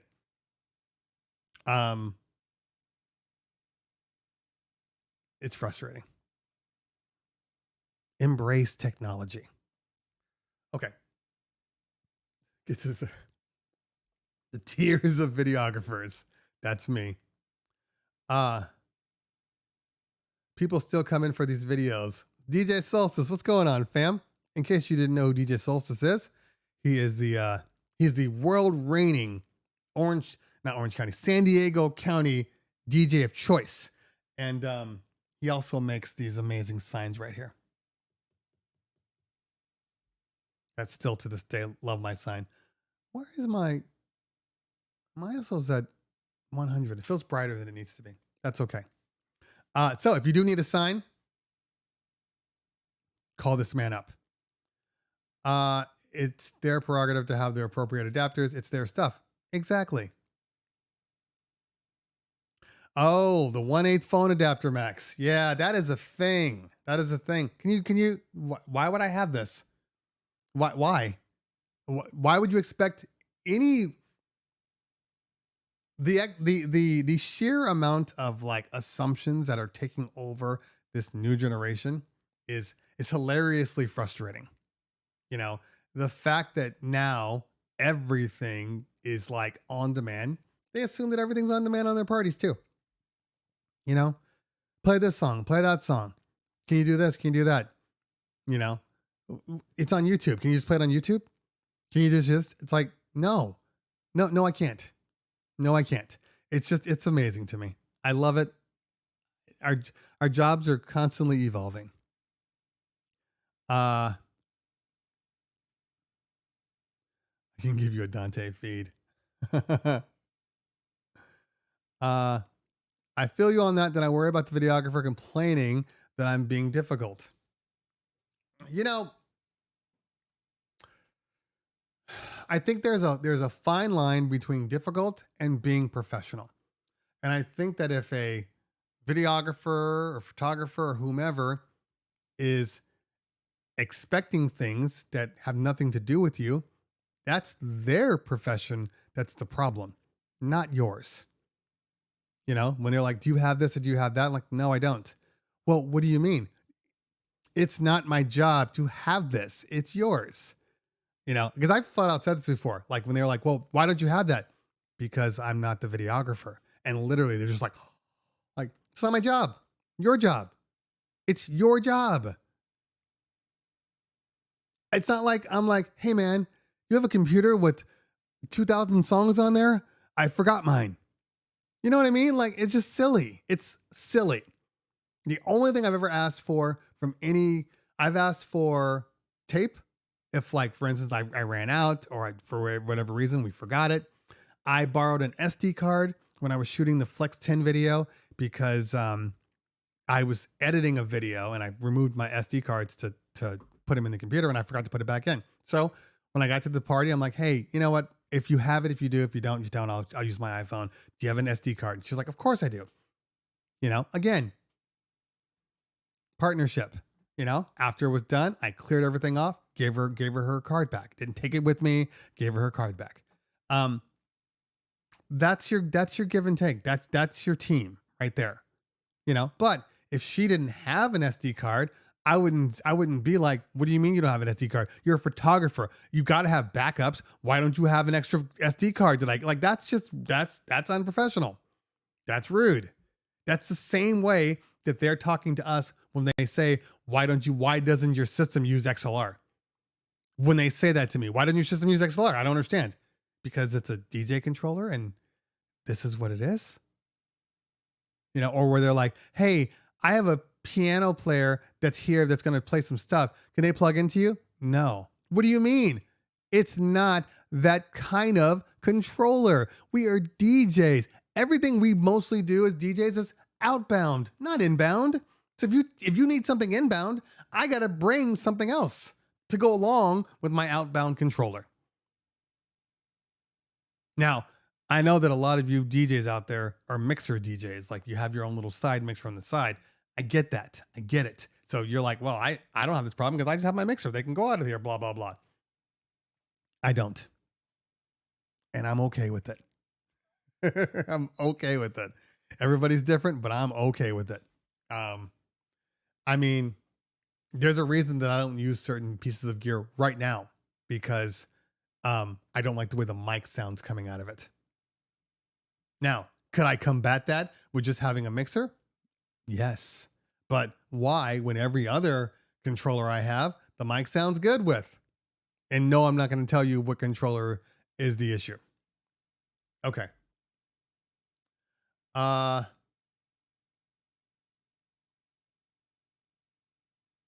yeah, Orange County. That's right. But I know you do work in San Diego too. Yeah. We are rarely in Orange County. Like we're LA based, LA, Ventura, that's, you know, and then Arizona and Vegas and Bay Area. Like that's our window. But Orange County, we don't do a lot of Orange County. We don't. I'm not gonna say something right now. That could have been spicy.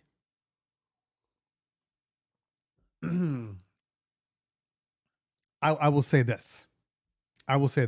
It's not even protecting your territory. I'm all for people, you know, doing work all over the place. I'm all for people. Like, that's fine. There's enough work for everybody.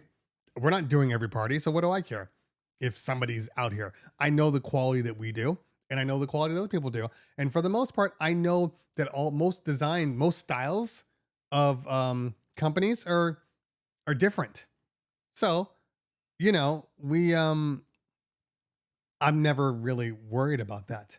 Um, but I know for a fact that we don't do a lot in Orange County because Orange County likes a certain type of look.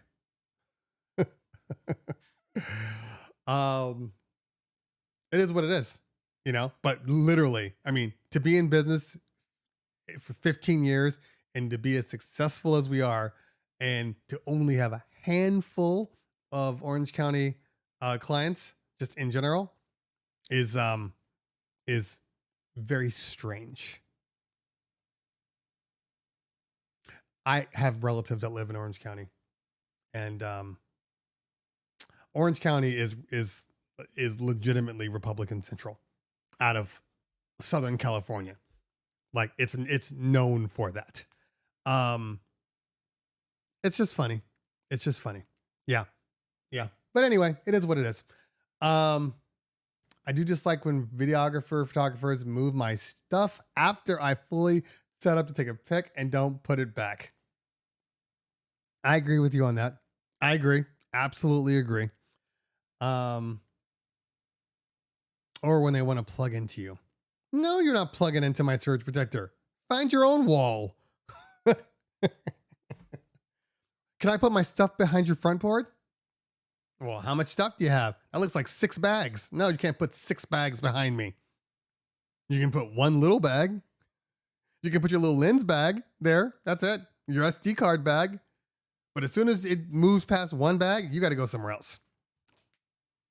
I mean, for the most part, they don't give us enough space anyway. So, yeah, that's real estate is a commodity. Okay. All right. Of all people that should be using battery powered lights, agreed. Mulberry, you have a Tina Turner mix in mind for this weekend? No, because nobody that I'm playing for really knows Tina Turner. If I play anything, I will play. If I get into a Motown set, I'll play, Papa Was a Rolling Stone, a Rollin'.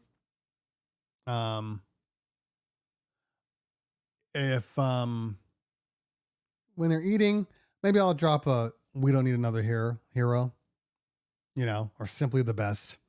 But the facts are, she didn't have a lot of dance tracks, so it's not like when somebody else dies, you're like, oh, don't forget about this. Coolio died. Here you go. It's Fantastic Voyage, whatever. Like, oh, she didn't have that. So I don't know how much I'll be playing. And I'm definitely not playing some random remix that I'm going to download and people don't even know Tina Turner. So it's just going to move people off the dance floor. So I don't know. I'll do something. I don't know. I respected, and Kylie, I know that's what I'm saying. But I don't want to. Dance remixes only work if people want to hear that song anyway. If you just play a random remix of a Tina Turner track that nobody knows or nobody has any interest in, it's gonna bomb badly. And I'm not into the bombing badly thing. So we'll see. Okay. Jack Tembo says, do you find it hard? I think it's to mix 4 channels. I got used to it, so I really need 4 channels, techno and techno house. I don't use the 4-channel mixers. I can. I don't mix more than 2, or if I'm trying to be creative, 3 together at the same time. And nowadays, especially with stems, I can do what used to require 3 with 2. So no, I don't have it. Yeah, Lionel says Kygo's Tina Turner pop remixes early before the night moves. Yeah, there you go. Proud Mary. Thank you. I was thinking of Proud Mary and I couldn't think of this song. Back when we used to do a Motown set, Proud Mary worked. It was great. And we had shtick to it and everything. But again, remember, at least for me, I can't speak for everybody, but my generation of people now are outside of that. The 80s came and went. So the 80s are a weird time. It's the generation that people try their damnedest to forget. And if in another, I don't know, 1,000 years from now, when historians are looking back at the century, I think they're going to skip the 80s. They're going to talk about, rock because of the influence of black people and Motown. They're going to talk about the disco age because that was a big thing. And then they're going to jump to rap in the 90s and go from there. The 80s is the time period that just didn't exist. And, Tina's an 80s person. Wait, what? I'm always getting 80s requests. I understand what you're saying, Philip. But in general, 80s is, as Paul said, it's a love it or hate it thing. Either you love 80s or you want nothing to do with 80s. It's not like with again, like hip hop or disco or rock. Like there's variations and there's tolerances there. In the 80s, it's like, no, if I don't want to hear 80s, but I will hear, Tricky by Run DMC, but nothing else. Sorry. Now, if you are Hispanic, 80s are a part of your culture. And I understand this. So, and don't get me wrong, I got a full on 80s mix that'll kill, but I'm just saying, I have found that there's only a few songs in the 80s that you can play that actually work consistently. But 90s works all the time. 70s disco works all the time. But 80s, you have to be really specific on what you play or people will walk off that dance floor. And the reason why the 80s are so different, in my opinion anyway, is because the 80s was the only time when you played everything on the radio, all on one radio station. You played Run DMC, Beastie Boys, Hall & Oates, all these people were all on the same radio station. Michael McDonald, all on the same radio station. Okay. So there wasn't this kind of separation. So when you say 80s, a lot of people, the raw bass is not 80s. Raw bass is basically 90s. It was the start of Yo MTV Raps. It was basically like late 80s. And LL Cool J, different. Rap is a little bit different. But the problem is with the 80s, you had so many different types of stuff. You had the hip hop coming on board. Then you had new wave. You had punk rock. You had the remnants of disco. I understand raw bass was 1986, but it's not really considered 80s. I'm just telling you. It might have come out in 80s. I remember when it came out on Yo MTV Raps. But I'm just saying, as far as it's like late 80s. I'm talking like early 80s, like when disco died or was just kind of still there. And then the 80s started popping up, because even though rap is 80s, rap's it's a different ball.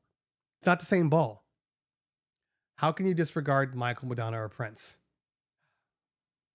Like I just said, there's a certain stuff that you can play. There's a certain thing that you can play. Michael, Madonna, and Prince are universal. And Michael, Madonna, and Prince had songs in the 70s, the 80s, the 90s.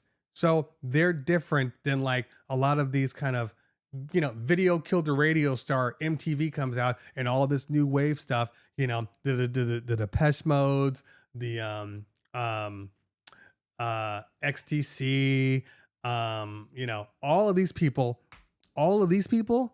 were are in this weird window where a lot of people don't want to hear them. You can sometimes you can play Depeche Mode. Other times you play that same stuff on somewhere else, and West End Girls, Pet Shop Boys, all that stuff. Sometimes it doesn't work. But you can play Whitney. Whitney will always work. You can play Michael Jackson, always work. Prince, always work. Run DMC, always work. Rob Bass, always work. But again, MC Hammer, making a comeback.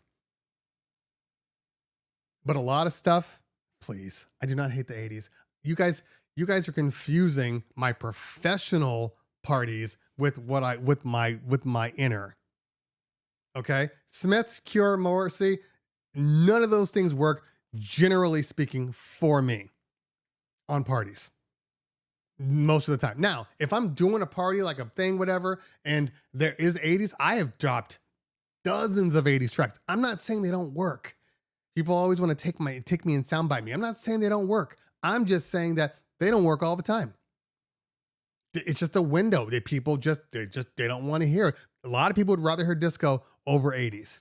That's just facts. But I'd love to play, Why Can't I Be You? I stay away from Morrissey. Morrissey is a little too sad for me.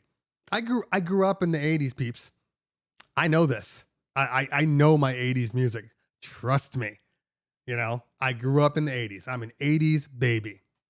And a lot of people, and some people want to hear certain 80s stuff. It's obviously Spotify and everything's kind of making a comeback, and it's more of a nostalgia thing, or they're playing it like, ironically. Zoink says, not everything from every decade works every time. Yes, I understand. Please listen to what I'm saying. I am saying that the 80s specifically, the window is much smaller than every other decade. That's what I'm saying. Duran Duran, perfect example. Duran Duran kicks ass. But sometimes I drop Hungry Like the Wolf. It works. Sometimes I drop it and people are like, what is this? Now, I am also in a different thing because I'm doing generations that jump around. Okay. So, what works from the 60s? I don't think I play anything from the 60s. I didn't say the 60s. I said disco. Yeah, I mean, because a lot of times what works in the 60s? Motown. It's the only thing that works in the 60s is Motown. But yeah, you're not really playing, Johnny Be Good and, Little Richard and all that. Like, you're not playing any of that stuff. But yeah, you can play Motown just because it's classic and, people know Ain't No Mountain High Enough. People know Respect. They know all that stuff that you can drop. They know Beatles. You can drop Beatles stuff. But there's not a lot, because the generations are they're dying.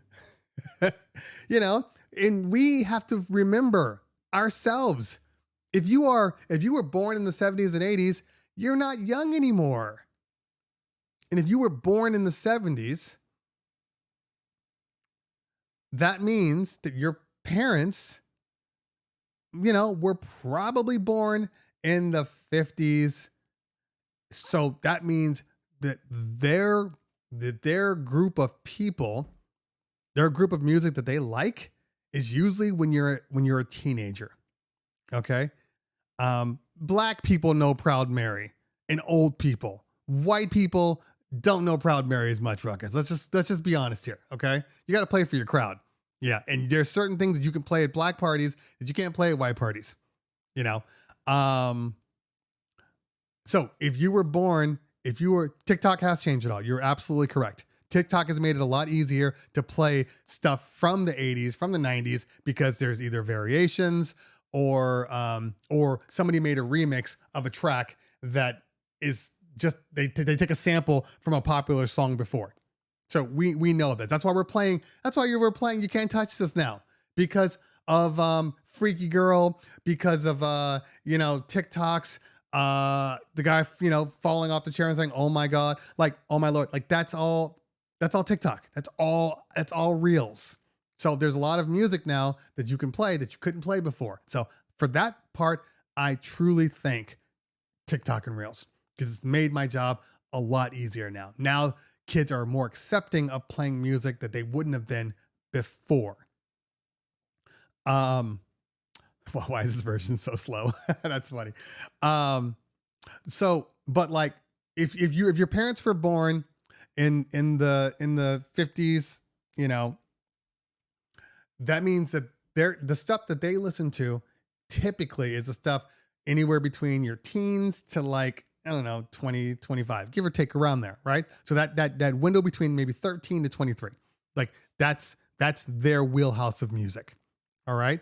So that means that, if they're born in the 50s, they probably liked disco more so than their parents' music, And so for us, the 60s people, for whatever reason, tend to like the rock and the disco. Like I said, there's just this weird window. So now when I'm doing parties for people that are parents that are, in their 40s, parents that are in their 50s. And the older grandparents, they're the grandparents now, okay, are technically listening to disco. Think about that for a minute. I don't know if you guys were where I grew up. There's a radio station in California called K Earth 101.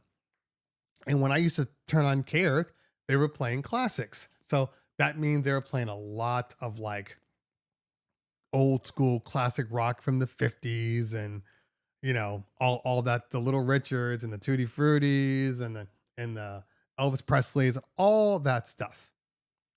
Now when I turn on K Earth, they're playing 80s and 90s music. That's a hard pill to swallow. That is a hard pill to swallow. So anyway. Okay.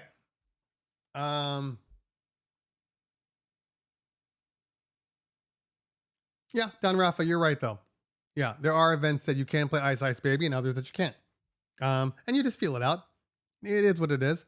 You can play all reggaeton and put salsa on. Yes and no. Depends on your crowd. I can, if I'm playing for a whole bunch of Hispanics, then yeah, I can play reggaeton all the time. But my parties, weddings, we do a lot of Latin weddings for some reason. But like bar mitzvahs are white people. That's just facts. They're white people. So we play a lot of on the surface music. However, now because of the 90s and because all of these people went to the clubs, when we went to the clubs, there's a lot more music that is available to you. Opinion on new virtual DJs and its stems. I've talked about this. I got plenty of videos, Jack Tumble, on virtual DJs specifically and its stems. It's good.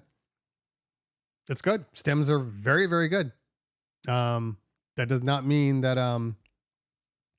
that virtual DJ is my go-to, because it's not, but it's a very good program.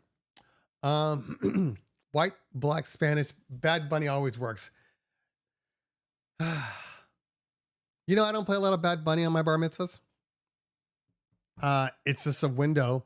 I mean, and again, it's not that I don't play Latin, because I will play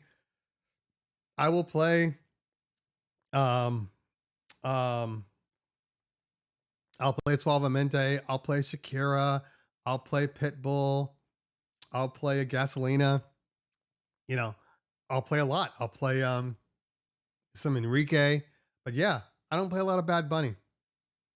It doesn't necessarily it's not that it doesn't work. It's not a artist that they have actually, gravitated to. Their progress is outstanding. I don't disagree with you. There's a software for everybody out there. And, it sounds to me like that's yours. And then if we have the 90s nightclub club music, because Night at the Roxbury, yeah, it just, like I said, it just skipped. It just skipped. I mean, here's a perfect example. That 70s show did great. That 80s show sucked.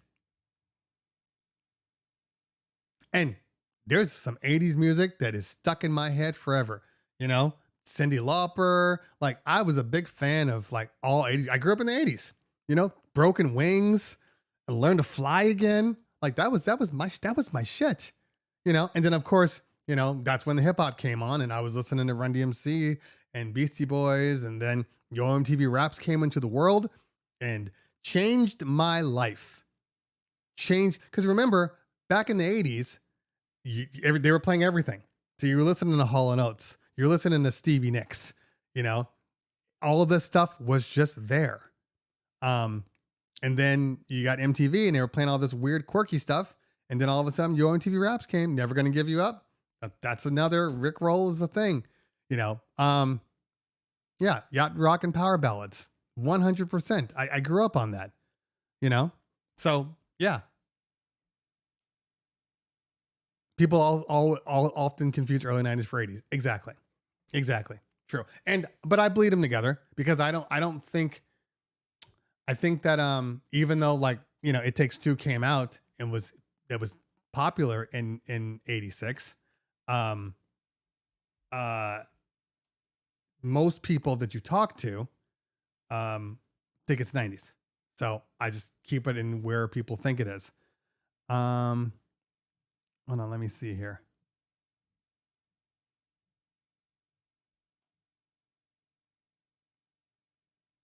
And by the way, I was right. Rob Bass, It Takes Two was released in 1988. Which means by the time it really, really hit the market, it was 89. That's when Rob Bass was huge. We're in the 90s. Anything 88 is 90s. Because it's all kind of the start of hip hop. Audio 2. Whew, that was my group, man. And all that stuff. It was the 90s is the best hip hop era. Legitimately the best hip hop era. So that factors in with me, The ball dropped and the radio station just tossed their old music. I listened to De La Soul, Eric B. and Rakim, and Run DMC. Of course we did.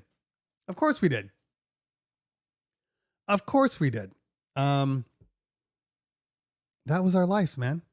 I mean, and it was honestly, but that's what I'm saying. Like we listened to that, but then we also listened to, Too Short, and NWA, and Two Live Crew. Like all that stuff was it was new, it was refreshing, and people were legitimately creating things that nobody had heard before. I went and saw Colors at the movie theater by myself. Ice-T Colors. I still got that record right over there. Yeah, we old. Phasm. Phenomenal in the building. What's going on? Yeah, the record for the movie Colors. Yeah, I still have that vinyl. That was life. That's when music made sense. And then you had West Coast and you had East Coast, and everything was, the jazz came through with the Tribe and Jay Dilla and all that stuff. And that's honestly what changed my life as a musician, as an artist, as a music lover. East Coast hip hop, man. Legitimately, it's one of my biggest struggles. If I'll be honest with you, my biggest struggle is West Coast music. West Coast gangster rap. I'm not talking about the old 90s. I'm talking about just like, the West Coast music that people love. I was never into it. I was supposed to have been born on the East Coast because I only listen to East Coast music. I mean, don't get me wrong. Yeah, you listen to the Tupacs and all that kind of stuff, the Dr. Dre's and everything, but like all that other stuff, all that other music, even, I mean, I listened to Too Short for a while, but it wasn't my thing. Ice Cube was different. Ice Cube to me wasn't really, he was West Coast, but if you listen to any of his albums, like America's Most Wanted, still one of the best albums ever made. One of the best albums ever made. He's just different. He's just different.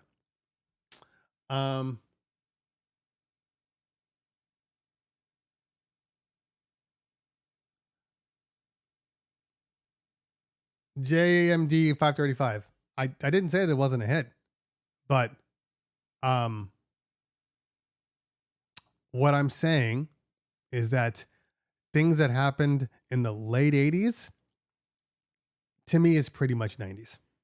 Because and in 90, it was the same kind of music in 90. The music didn't really change until like, I want to say like 92, hip hop started to kind of migrate a little more, 92, 93. And then it changed again in like 98. Then it changed again in like 2004, 2005. So it's always changing, but, I define things in groups, and there's a group in the late 80s to early 90s that was a definite specific kind of music. Yeah.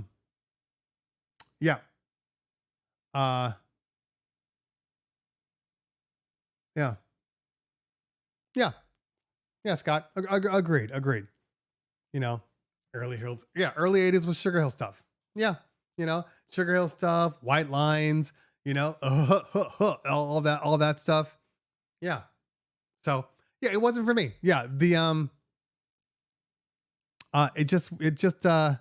It wasn't for the West Coast hip hop didn't work for me. Also because I was a dancer and I was a hip hop dancer. And, I don't know. I connected more musically when I would dance to East Coast stuff. Yeah. And, DJ Freddie B, I mean, you're nailing them. All those things are great. All those guys, all of them.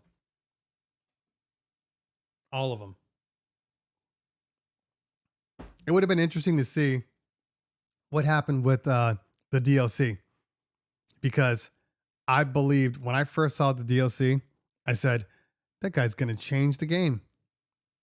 He can change the game. And then he got into the accident, and then that was it. But it would have been interesting to see whatever would happen if he didn't get into that accident. Yeah. So yeah, so there was certain West Coast music that I listen to. And even so, like, I liked myself some E40 and, the Bay Area music, but like, yeah, just the same old George Clinton, Parliament Funkadelic,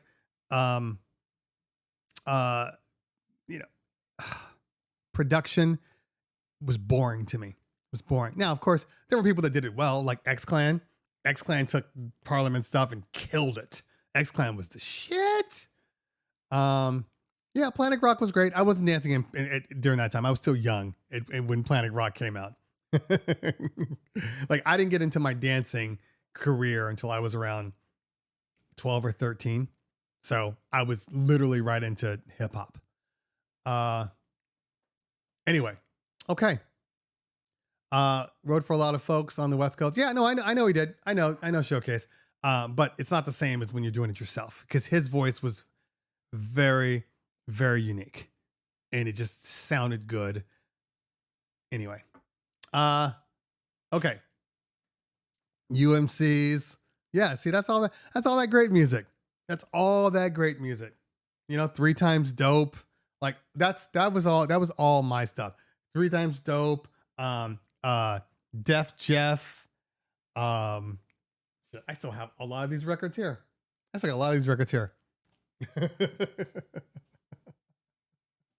And then we got into like the underground hip hop with like Black Moon and Helter Skelter, Smith and Wesson, like all of them dudes. Like that's when I was like, I'm here. I'm here. Buster Rhymes, like I am here now. This is what I was born for.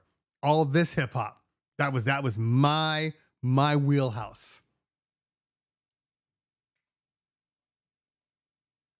Ugh. Boot Camp Click. So much music. Spoiled for Choice, Black Sheep, Brand Nubians. So many. So many. Oh, and Lords of the Underground. Talk about a group that fell off. Like Lords, that album was amazing. And of course, I can't forget about one of the best. I said Black Moon, but one of the best was Organized Confusion, which birthed one of the best rappers in the world. I'm not even going to say what it is. I want you to put it in the comments. Put it in the comments. Who came from Organized Confusion? Pete Rock and TL Smooth. Pete Rock's production changed my life. Leaders of the New School, obviously. Far Side, although Far Side was a California group, which was, and so was Souls of Mischief. Love them. Showcase with the win. Feral Munch is insane. Yeah. So we just had Fushnikins, obviously. Shaquille O'Neal. Can We Rock? What's up, Doc?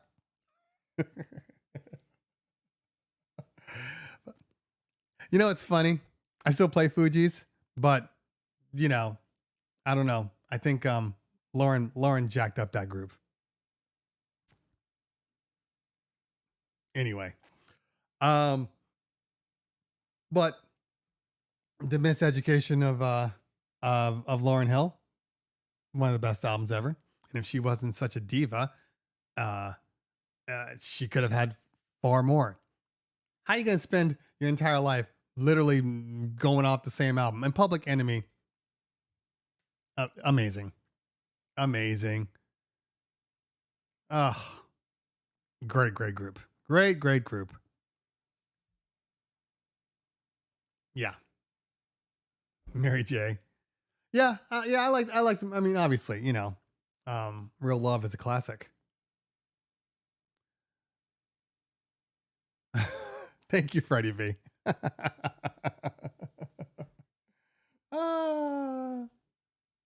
Wild Style. Yeah. Well, yep. Peanut Butter Wolf. That was at that point. That was when that was like 95 when Peter Butter Wolf started bringing in all these independent artists, and then it was like that's when you got like Loot Pack and Cracker Jack and all these super underground hip hop lyricists that were just amazing.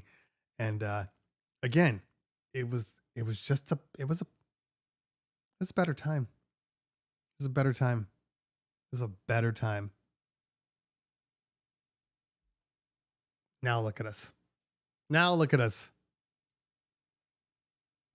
Now look at us. We're trash, I tell you.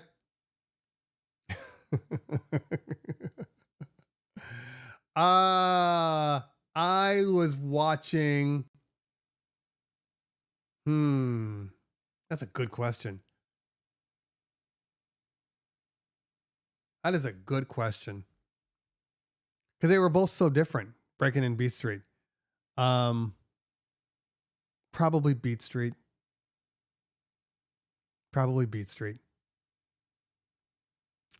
But it's funny though, because I can only remember the dancing. I don't remember story, plot, any of that stuff. Like I just now, Scott Frost, 90s is not even classic rock. Don't forget, classic rock was in the 70s when we were in the 90s. Okay. So right now, classic rock is the Little John era. When people are looking for old school hip hop, they're looking for Little John. Now, how old do you feel? How old do you feel now? I got my, hey, that's where I learned my 1990s. Hence the name, Keith. I was a king of hand spins, man. Back in my day. Anyway.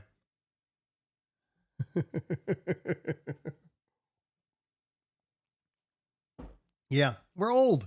We're old. I posted something on my stories about Skinner. I found it on like DJ idea sharing or something like that. And they had said Skinner says from what is that? Simpsons says there's this post and he says, Am I out of touch as a DJ? So DJs are saying, am I out of touch? Oh Lord, finesse, definitely. And then the next panel says, no, it's the children. The children are the ones that are out of touch. Because that's the way a lot of DJs feel. As a DJ, I don't really think about time periods. I just think about what's in front of me and I play to what's in front of me. So if I got 75 14-year-olds, I'm going to play a certain way.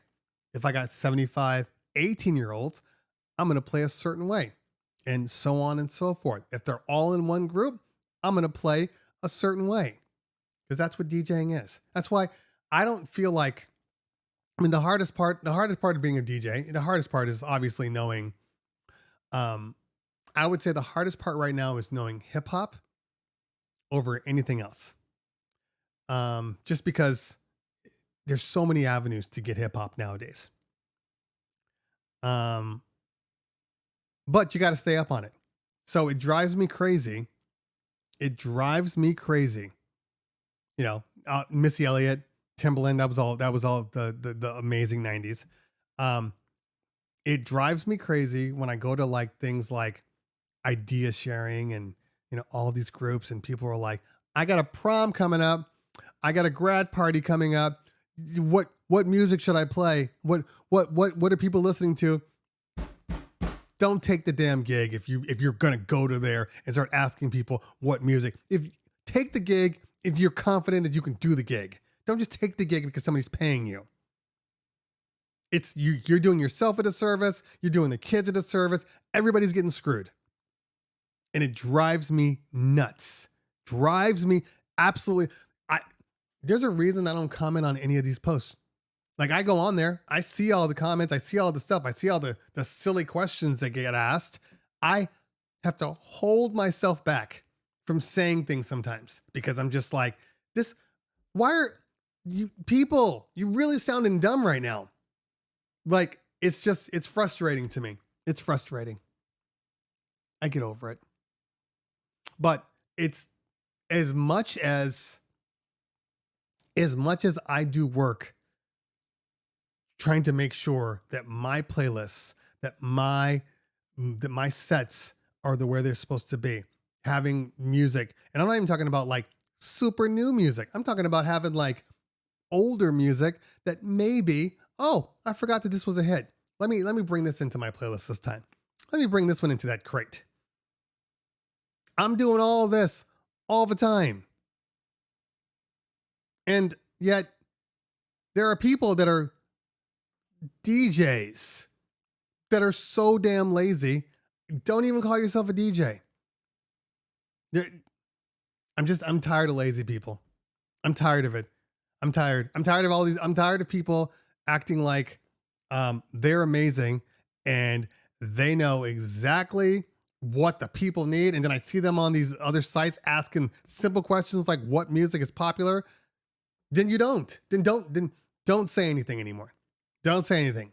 Don't talk about your equipment. And what I do is I like to bring in this, and then I always bring in this, and you can't even have a party without this if it doesn't sound like this. And I bring in 17 different, 17 different moving heads, and I bring all these speakers, and I definitely want to backfill, and I definitely want to do this. And oh, what do you mean you don't have fills and the horns? Oh, you're just loud in the front? Oh, that's not going to matter. Shut up.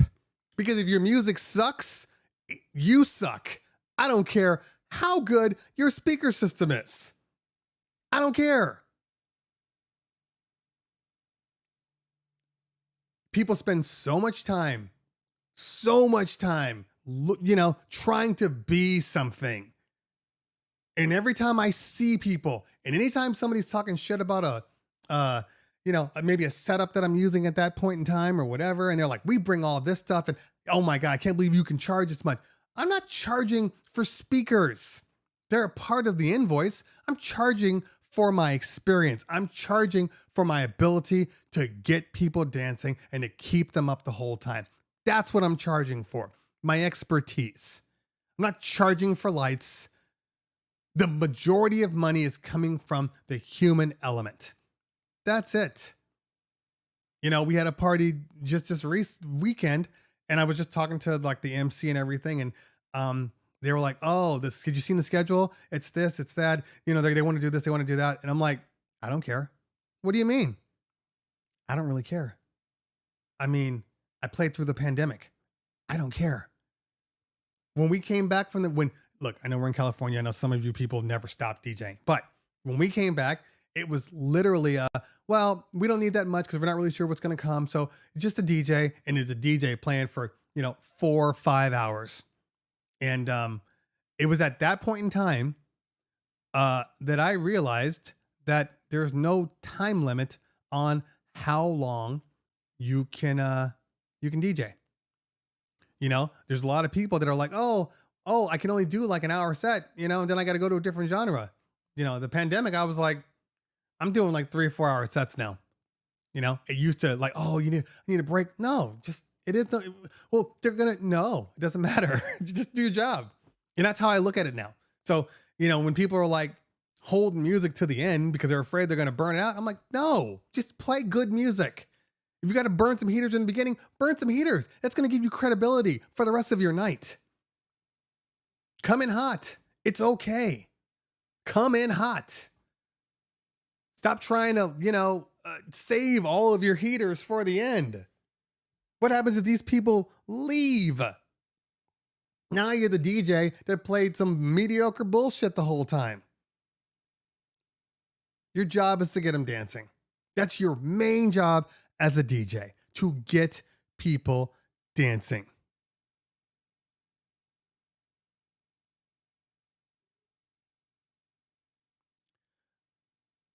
Miguel says, I swear I'm not saying you're hating because I feel the same way, but I've realized there's no rhyme or reason to life. People who I feel should not be successful or vice versa. Oh, don't get it twisted. I don't give a shit if people are successful or not. I don't care. But there are people that come to me and say, oh, well, this person is doing this and this person is doing that. I care about that. I care about those people who think they're successful, and they may be successful, and now they're giving off a whole bunch of useless information that's detrimental to the DJ community. That's what I care about. You get a little, you get some success, and all of a sudden you're an influencer. Now you can say whatever you want because, hey, it works for me. Does it? I find that that the more competition you have in your market, if you can succeed there, then you're doing something right. If you are higher priced than most of your market and people still book you, you're doing something right. But there's a lot of bad advice out there. There's a lot of bad advice, and there's a lot of trivial advice that means nothing. That means nothing to your party, that people spend their time fixating on. That's my problem. Which is why we have this show. So I can give the other side of it. I can give the other side when people are like, oh my God, you have to have a mixer. You don't. Do mixers help? Yes. Do you absolutely need one? No. Oh my God, you got to have this. You got to have a drive rack. No, you don't. Does a drive rack make a certain system sound good? Yes. Do a lot of these these powered speakers already have drive racks built in? Absolutely. I'm not going to tell you BS just because. That's just silly. It's just silly. How do you feel about paying for validation on IG? That's a good question. I guess how I feel is, sorry, I'm looking just to make sure that when my first meeting is. Okay. This is how I feel about validation. The check mark is not going to validate anything that you do or don't do. You are who you are, and if you're doing what you're supposed to be doing, you don't need the check mark to have a following for people to feel that you are credible. Okay, that's the first thing I will say. But I will say this: when it first came out, I had a very, very simple question. Okay, and it's really the only way that they will get me to validate, because I haven't done it and I don't plan on it. Here's the only way. My first question was, because I knew another social guy that did it. And I said, has it improved anything for you? And more importantly, my real question was, does the star or the blue check mark, does it do anything to like your post? Does it bring your post up? When you comment, do your comments go to the top? All of these little things. I know it says you get technical help, but whatever. That was my only question. If it does that, then it serves a purpose for people like me, influencers, or things that want to make sure that their content is not swallowed up. Okay. But it doesn't do any of that. So if it doesn't do any of that, I'm just paying for the idea of a check.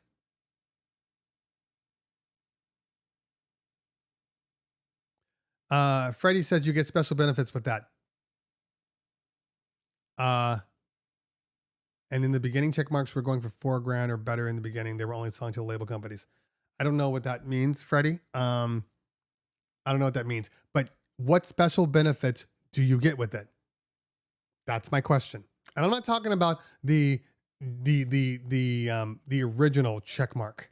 I'm talking about this new check mark. What special benefits do you get? How do you quantify the check mark? I would pay for meta verification if it got rid of ads, like paying for YouTube Premium. JV, I agree 100%.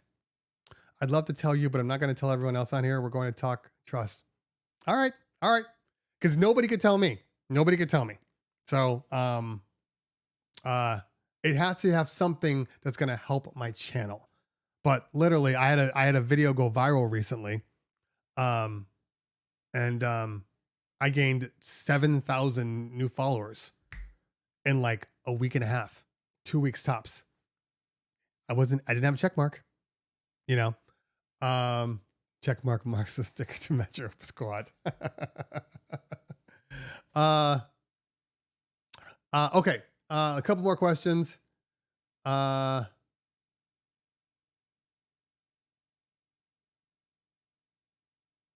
Let's see here. And Miguel, thank you for that compliment. I appreciate that, fam.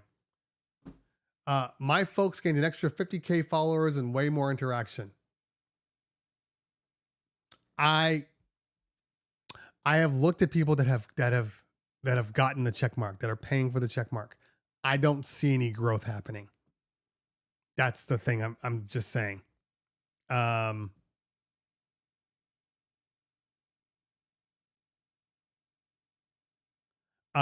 So that's it. I've just seen people, because I asked them, like, what is the check mark giving you? You know what I will do? I will get the check mark just to see what it does, because I'm not convinced that it does anything. I'll get it for like 3 months, and if I don't see a benefit, I can turn it off.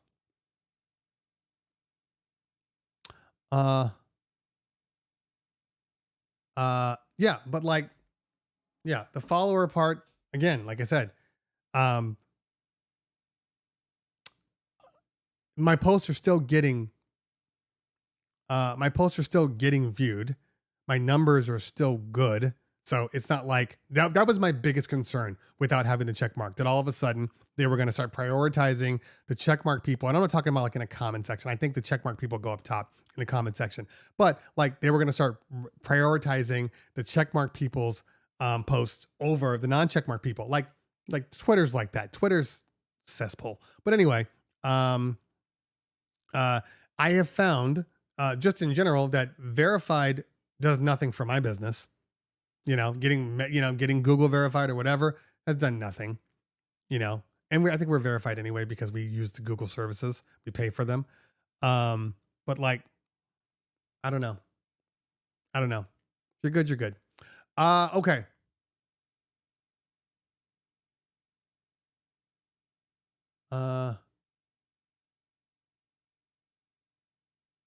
Traffic analytics engagement is totally different from verification. Yeah, but I already have traffic analytics and engagement. I already have all that stuff because I'm a what do you call it? Not a business, but I don't know what they call it. There's a word for it. What's the word that they use? What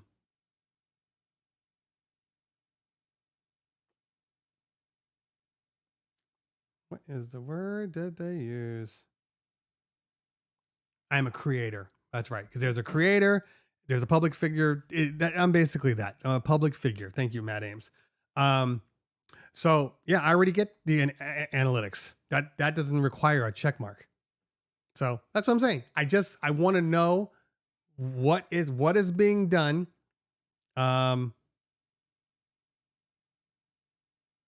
understand. I apologize. You're not understanding. I'm not understanding, Freddie B, because you're not saying anything. I can't understand a conversation when you say it does all of this, but I can't tell you. It's hard to understand that. Okay. Zoinks. How would you handle a Sweet 16 where the daughter wants to hear super explicit tracks, but half the attendees are churchgoers? This is a perfect question. Perfect question. And real DJ Freddie B, before I answer, I swear to God, if we're talking and you're just like, yeah, man, just pay this money and I get your check mark, I'm gonna blast you. I'm gonna blast you all over this page, man. Just realize that. Because I've had those people that are like, hey, man, you need to get a check. I'm like, okay, cool, whatever. And then I'm looking through, I'm like, this is all bullshit. This is all a lie. So back to the question. Because I've had it happen. I do bar mitzvahs for a living. So trust me when I tell you, these kids are always like, hey, we want the clean, we want the dirty versions. We don't want the censored versions. Here is my opinion on this. Okay. All right. I will give you one example and then I will tell you how we handled it. Many years ago, it might have been our third or fourth year in business. A song had come out. I don't even remember the song because it wasn't my party. It was one of my crews had gone out and done this party. Mom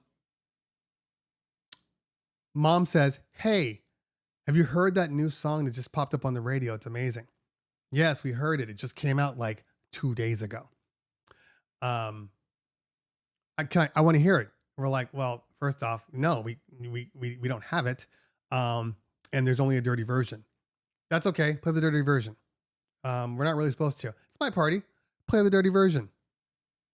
So they played the dirty version. So I get to the office on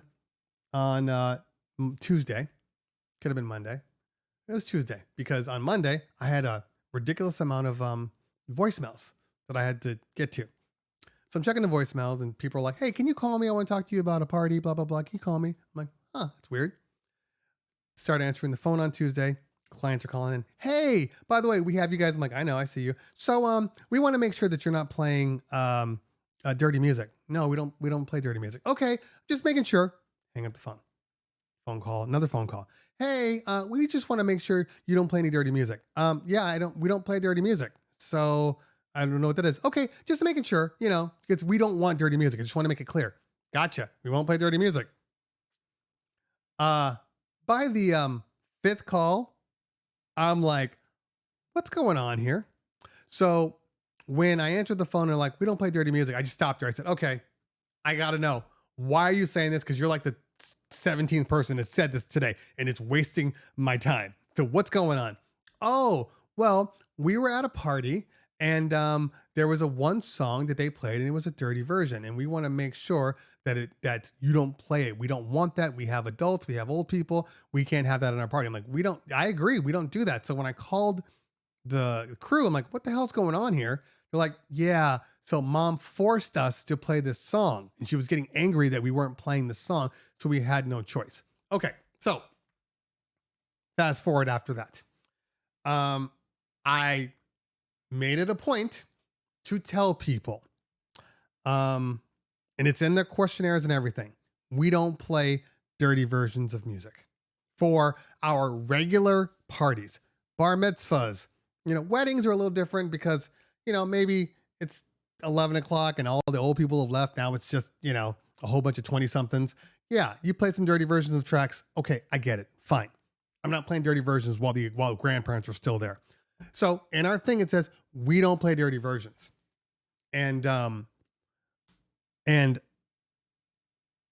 we had some backlash from clients. Well, we want to hear the dirty versions. And I said, I understand that you want to hear the dirty versions. We don't play the dirty versions as a business. It is our business practices that we don't play dirty versions. So, we're not playing kids pop versions. They're just the bad words are muted out. They're going to say them anyway. So what does it matter if they're muted out? They're going to say them. So it doesn't change the fact that they're still going to say them. We don't play them. And lady was fighting him like, look, I understand what you're saying. If you don't like the situation, there's other DJ companies that you can go to. Because, what would you rather have? That one person that's like, I need you to play dirty music, and then you play it and then you lose out on 30% of your business? Does that make more sense than just saying no to that one person? You get what I'm saying? So you got to stand your ground. And if you are we don't play dirty version music, that's what you stick by. I just had a client just now ask me. She was like, well, we're okay with dirty music just now. And I said to her, look, we're gonna default to clean music. Now, if there's a song or two that comes up and it's mumble rap and they can't understand it anyway, maybe we can sneak it in. It's at the end of the season. It's only a kids party. I said, but even then, it's not going to be our normal thing. If we don't have the song, let's say we don't have any version of the song, and then we go to look for it, it's only the dirty version. Yeah. You know what? Maybe we'll squeeze it in if it's not too raunchy. I'm like, and I told her, I said, there's songs that I won't play dirty versions or not. Doesn't matter. I don't care. It's just that bad. And I'm embarrassed to play it. I'm looking out and I see my mother staring at me. I don't need to play it. Frank Laura says, the dirty version are the standards here. Only some radio stations do play the clean versions. And that's disgusting because it sounds unfamiliar to the normal listeners. Where are you? What state are you in where dirty versions are the standard on regular radio? There is this thing called the FCC. So how exactly do you get that through?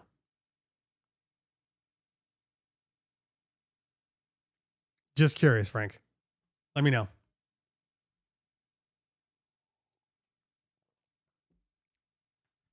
Yeah, these kids are horrible. Musically, these kids want the dirtiest of the dirty. I had a girl ask me for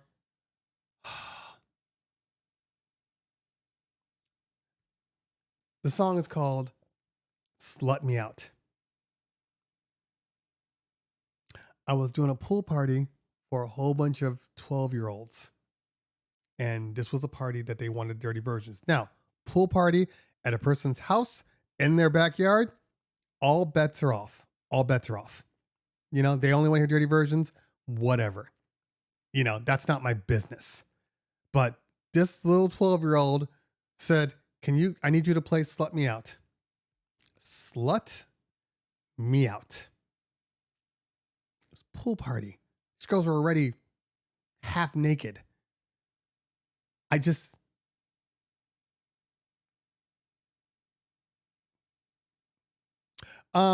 Backyard parties are only different in the event that, there's only one type of group. If there's a whole bunch of 40-year-olds and they want to hear, the original, Get Low, then play the original because it's a whole bunch of, 40-year-olds. But if I look out there and I'm seeing 30% of them are 60s and 70s, I'm not playing the dirty version. I'm just not. I'm just not. And that is a me thing. It may not be a you thing. It's a me thing that I don't feel comfortable. I don't feel comfortable playing dirty. It's like sitting in the car with your mom. Okay? You playing WAP next to your mom? No, you're not. No, you're not. Because that's uncomfortable. You ever watch the movie with your mom and a sex scene comes up? That's some uncomfortable ass shit.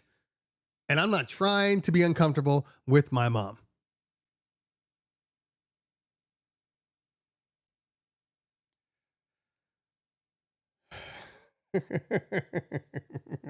Oh, Ernesto. Yeah. And I know. It's just bad. It's a bad time. It's a bad time, but it's not as bad. The only difference is, we had 2 Live Crew. We had 2 Live Crew growing up, guys. Come on. We had 2 Live Crew. We had 2 Short. They were nasty too. And but it was one of those things where you didn't play that music with your parents. You didn't play that music when adults were around. You didn't play it at school. You played it at the house parties when it's just you and your same age friends. It's just different. You know what? And it's not even that, and it's not even that they asked for dirty music. It's the fact that a 12-year-old girl asked for Slut Me Out and didn't even try to clean it up a little bit. That's the issue.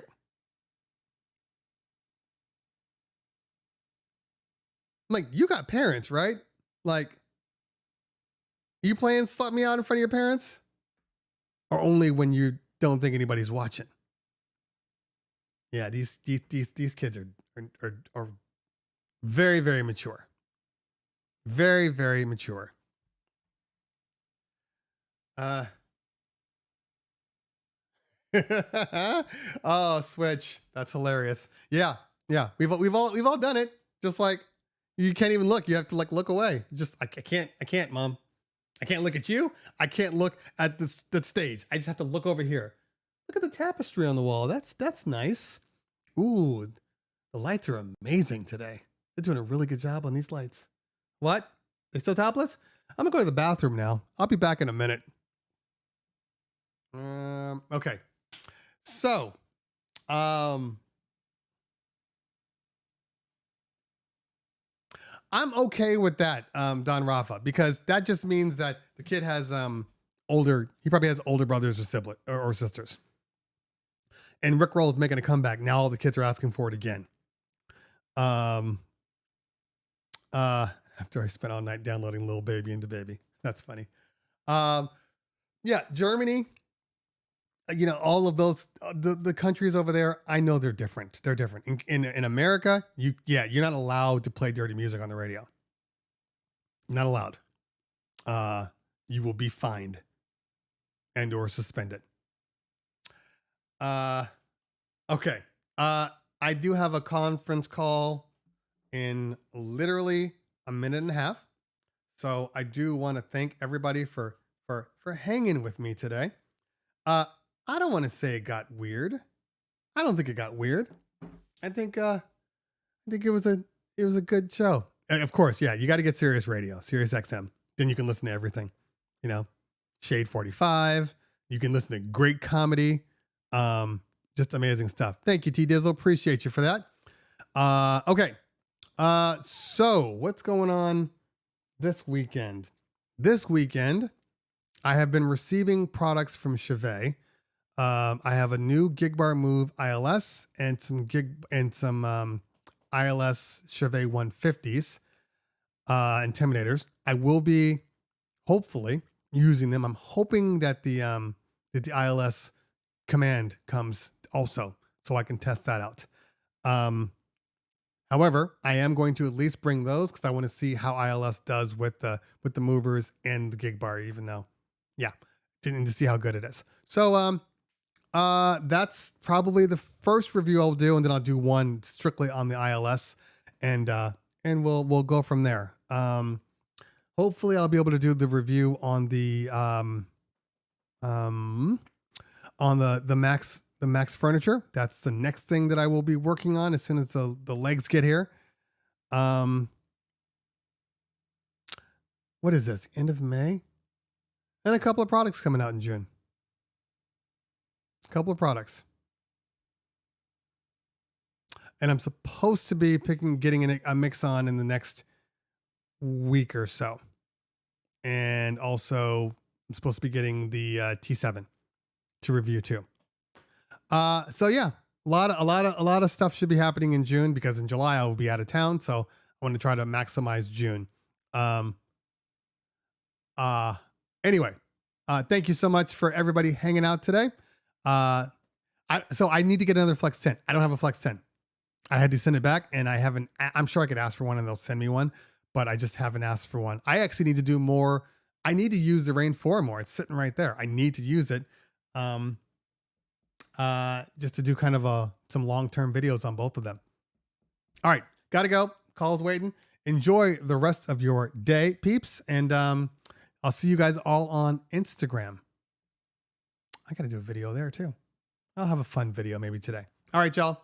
See you soon. Enjoy your day. Sorry if I didn't say hi to everybody, but I'm saying hi to everybody, including all of my members. If you're not a member, hit that join button or hit that member button to subscribe. Just like buying me a cup of coffee. We want to keep everybody, supporting the channel. That way I keep coming and doing more of these, because that would be great. All right, y'all. See you soon. Enjoy your day. Peace out.